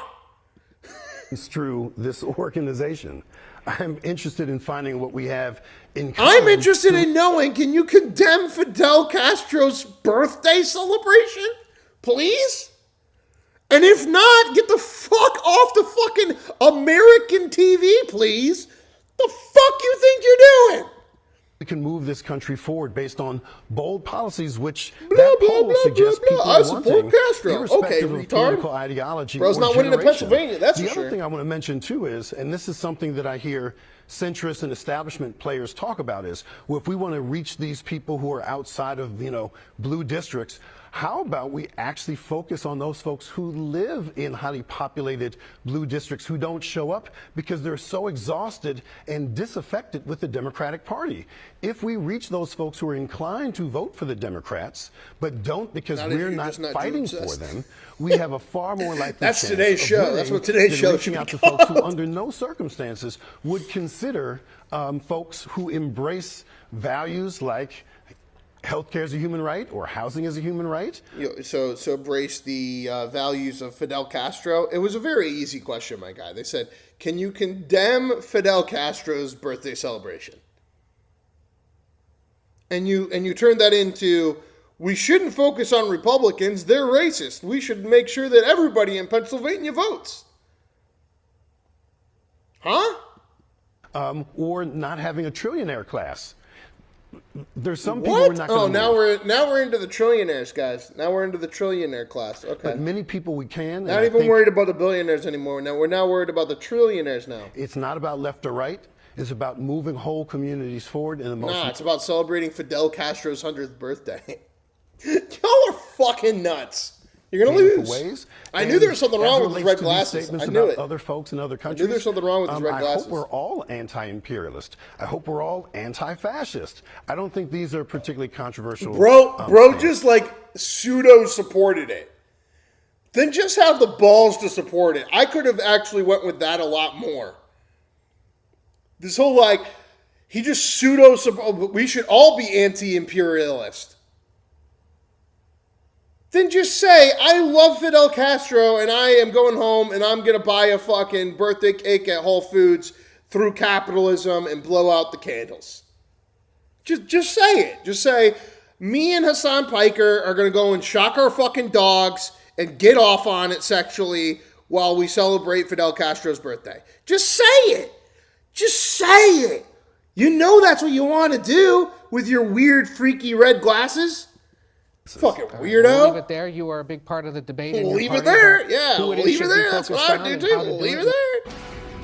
All right, now we got Mr. Pompeo on the Jewish News Network late last night. Back, America. Mr. Secretary, and here with the Mr. Israel shill, CIA. Mark Levin himself. Why do you think we're not helping back opposition forces, training them, arming them? The CIA has done it before. You were the director of the CIA. There must be a decision just not to do it, or we don't know about it. Yes, Mark. Well, look, I hope it's happening and we're simply not aware, but that would be excellence from our intelligence community if that was taking place. I haven't seen any evidence of that, but clandestine operations sometimes go on and we don't know. It is an incredibly important feature of our strategic success. We don't need to do this alone. We can have great partners in the Israelis who can assist us there to identify the right organizations, to provide the right tools, the right munitions, the right communications capabilities, all of the things that we have seen done where the United States has armed opposition forces to protect America, right? To do the right thing for our country. So I hope that we'll do it. And if you do that, along with continued enormous economic pressure, and then I think we're going to have to conduct more military effort as well. I think there are more targets that have to continue to be defeated so we can fly over that country safely. If we do all of those things, and this may still take a bit, if we do all of those things, we can get the strategic victory, which will certainly be good for the United States and Israel, be great for the Gulf Arab states. And most importantly, it will provide notice to the Chinese Communist Party that we are a nation that is prepared to actually win and defeat our adversaries. You can't underestimate how critical that is to keep deterrence globally so that Western civilization doesn't prevail against the enormous set of threats, the Russians, the Chinese, the Iranians, the North Koreans that are all working together to defeat us. This is a crucially important point when I hear commentators say, we need an off-ramp. We need to get on an off-ramp. And actually, there's some reports that one or two generals are saying this too. Well, let's say we take an off-ramp. It looks pretty good, but everybody knows, including the Communist Chinese, the Russians, the North Koreans, the Iranians, and the American voter. They know that this wasn't a victory. This is like a lobby. It was just an off-ramp to get off the off-ramp. Please, guys. Isn't that enormously detrimental to us? Israel. Because the Communist Chinese see this and they're salivating over Taiwan. Russia sees this and they're salivating over maybe one or two NATO countries. North Korea sees this. They're always threatening South Korea. I mean, wouldn't this be problematic? Right, but why don't we just let them fucking have it and worry about ourselves? There is that, part of it. I'm not saying you go full Joe Biden, but if we're going to pull out of Afghanistan and let all the women be abused for 5 years across the world, I don't really see a purpose for South Korea, Taiwan, or any of these other fucking places. Fuck them. Fuck them. Let them fight their own fucking wars. Generally? They're going to take over. I've tried to remind folks, this is absolutely about defeating the Islamic Republic. There's no doubt about that. But it is far bigger than that. We have to demonstrate, especially after all that we've done, all the tactical and operational successes that we have had in taking down their nuclear program, some of their military capabilities. If we walk away from this, first, tactically, gas prices will go right back up. Second, they'll have a pathway under a Democrat president to a nuclear weapon. And then thirdly, the whole world will see, our friends, our allies will see that we can't be trusted to be their partner to finish the job. And our adversaries will see that the American people aren't prepared to do the necessary to protect themselves and Western civilization. So we have to get the victory here. It is entirely possible to achieve. We simply need to stay the course. And when we do that, I've never seen a nation like America, 250 years strong, that has demonstrated that when it is focused and resolved, we win. Very quickly, we don't have a lot of time, but I want to ask you this. The Strait of Hormuz, people say, if we can get that open and get the oil through there, that's a big accomplishment, which it is. But doesn't the Strait also have other strategic value, like military, naval ships going through there and so forth and so on? Isn't it even more than just the necessity of oil? And what's the precedent set if it's not open in terms of international waterways now being claimed by hostile countries? That and South China Sea by China. That, if we agree to give it to them and it stays open, isn't that a problem? Mark, it's a huge problem. And your earlier point, reopening the strait is necessary, but not sufficient, right? It's not enough. So that would be a good thing. We need to do it. But there's a lot more work to do. And your more strategic point is absolutely right. Were we to give the Iranians control or to be able to charge tolls there, think Strait of Malacca, think just right across the road in the Bab el-Mandeb. Every hostile nation will say, we want to do that too. And if they see that the United States will come, maybe push back for 2 months or 3, but then walk away, I assure you, we will have more grief, more trouble, and a lot more risk for American commerce and a lot more risk to American security as well. I think you agree with me that our Commander-in-Chief, Donald Trump, he is very much interested in victory. He's very much interested in resolving this in a way that the rest of the world sees, that we're not messing around. I don't know about all the advisors and so forth and so on. I happen to think that he's the smartest of the whole bunch because he's president of the United States, and I think he knows exactly what, in the end, he has to do. What do you think? I couldn't agree more. And we've seen that, Mark, with Epic Fury. We've seen this with Midnight Hammer. We saw this with the strike against Qasem Soleimani. Many advisors around him told him not to do each of those things, but the president understood how to put America first, and I'm confident he'll continue to do that. Yeah, I agree 100%. All right, thank you, Mr. Secretary, for all. This war ain't going to be over anytime soon. All right, now we got breaking Fauci documents revealed. We might skip this. Let's see if Fox News is actually giving us something or not. He did not believe a lot of the mandates and protocols that he was pushing. He doubted safety and efficacy of the so-called medical treatments, yet nevertheless forced them on the American people. They've been injured. There's deception. We're going to search for accountability and do everything we can in Florida under our state laws. That's Florida Attorney General James Uthmeier speaking last weekend on this program on leading a multi-state investigation into Dr. Anthony Fauci's conduct overseeing the COVID-19 pandemic. The probe comes after the former top public health official pleaded the fifth 111 times during a hearing in front of the Senate. Well, Andy just rejected another meeting. Having a pardon issued via an auto pen by former President Biden just hours before leaving office on January 20th, 2025. Now, newly revealed text messages obtained from Fauci's government-issued phone from January of 2021 show him privately expressing concerns to his colleagues that the COVID-19 vaccines given to pregnant women theoretically may lead to miscarriages during their first trimester. This despite Fauci publicly saying the mRNA vaccines were safe and effective. Meanwhile, Attorney General Todd Blanche is continuing to weigh whether to charge Fauci with contempt of Congress after the Senate Homeland Security Committee referred him to the Justice Department. Joining me now with more on all this is one of the lead Senate. 你好，我的名字是 Mayor Zohran Mamdani。我不知道中文。 Mamdani video today. I don't know what this is. It's all in Chinese. It says the year 2000. That's all. 你好，我的名字是梅尔 Zohran What the fuck is Mamdani going on? 我不知道中文，可是我想试一下。纽约市政府将免费送出2000多张百老汇演出门票，请于8月17日之前访问以下网站，了解如何参加抽签。您还可以免费获得 The Theater Development Fund， 为期2个月的会员资格，享受百老汇演出的折扣。演出现场见。 This is America, my guy. What the fuck? On July 1st, the fuck was that? 1941, The at fuck around was that? I gotta see the comments on that. 你 What 好 the fuck 我 was 的名 this? 字是梅尔 The fuck is this? The Theater Development Fund. Mamdani be like, you've met me at a very Chinese part in my life, voters. Zohran Mamdani. What's up in New York? New York Post gonna see this and run with Chinese spy. I would too. Gotta love this Theater Development Fund in there. Hey, I understood that. He said he doesn't know Mandarin, but he's going to try. Then he pronounced each word clearly, accurately. Just shows that he cares so much about the Chinese. Bro has the mandate of heaven.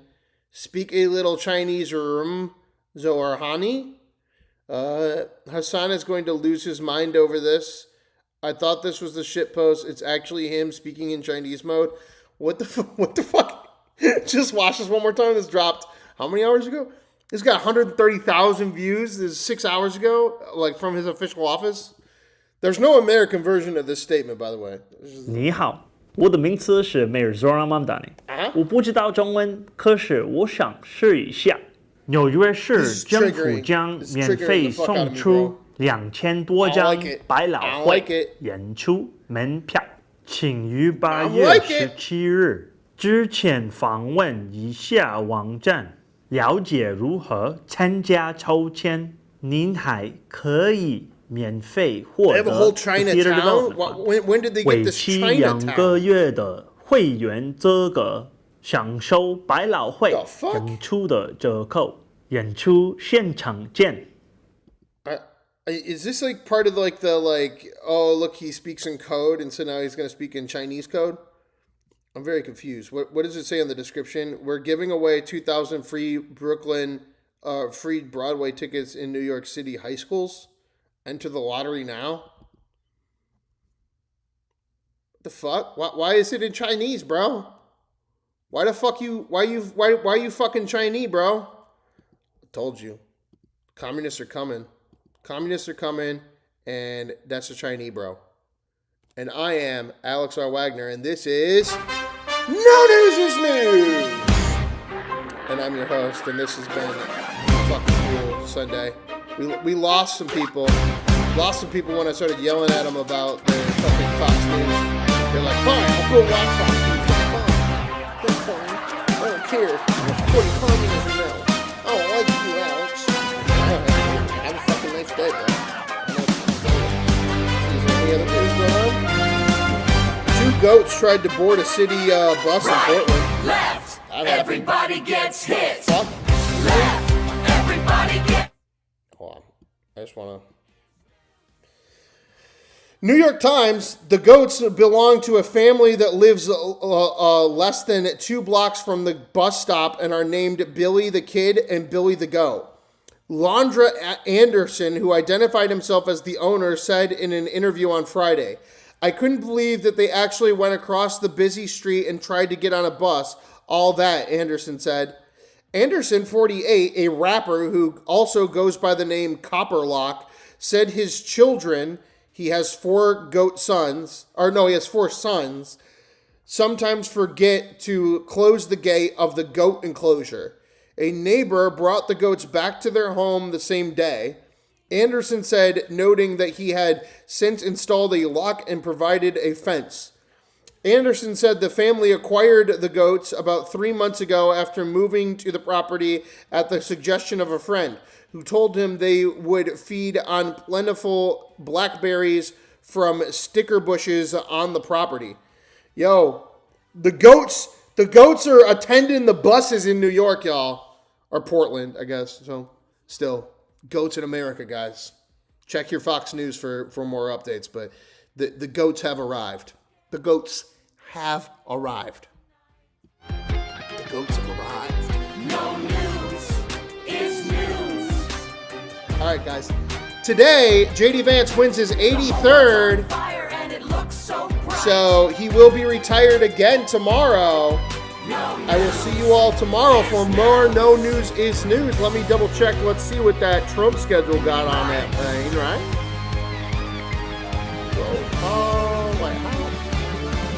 Right, left, everybody gets hit. Left, everybody gets hit. No news is news. Still just Sunday. We ain't got nothing for Monday yet. I will see you all tomorrow.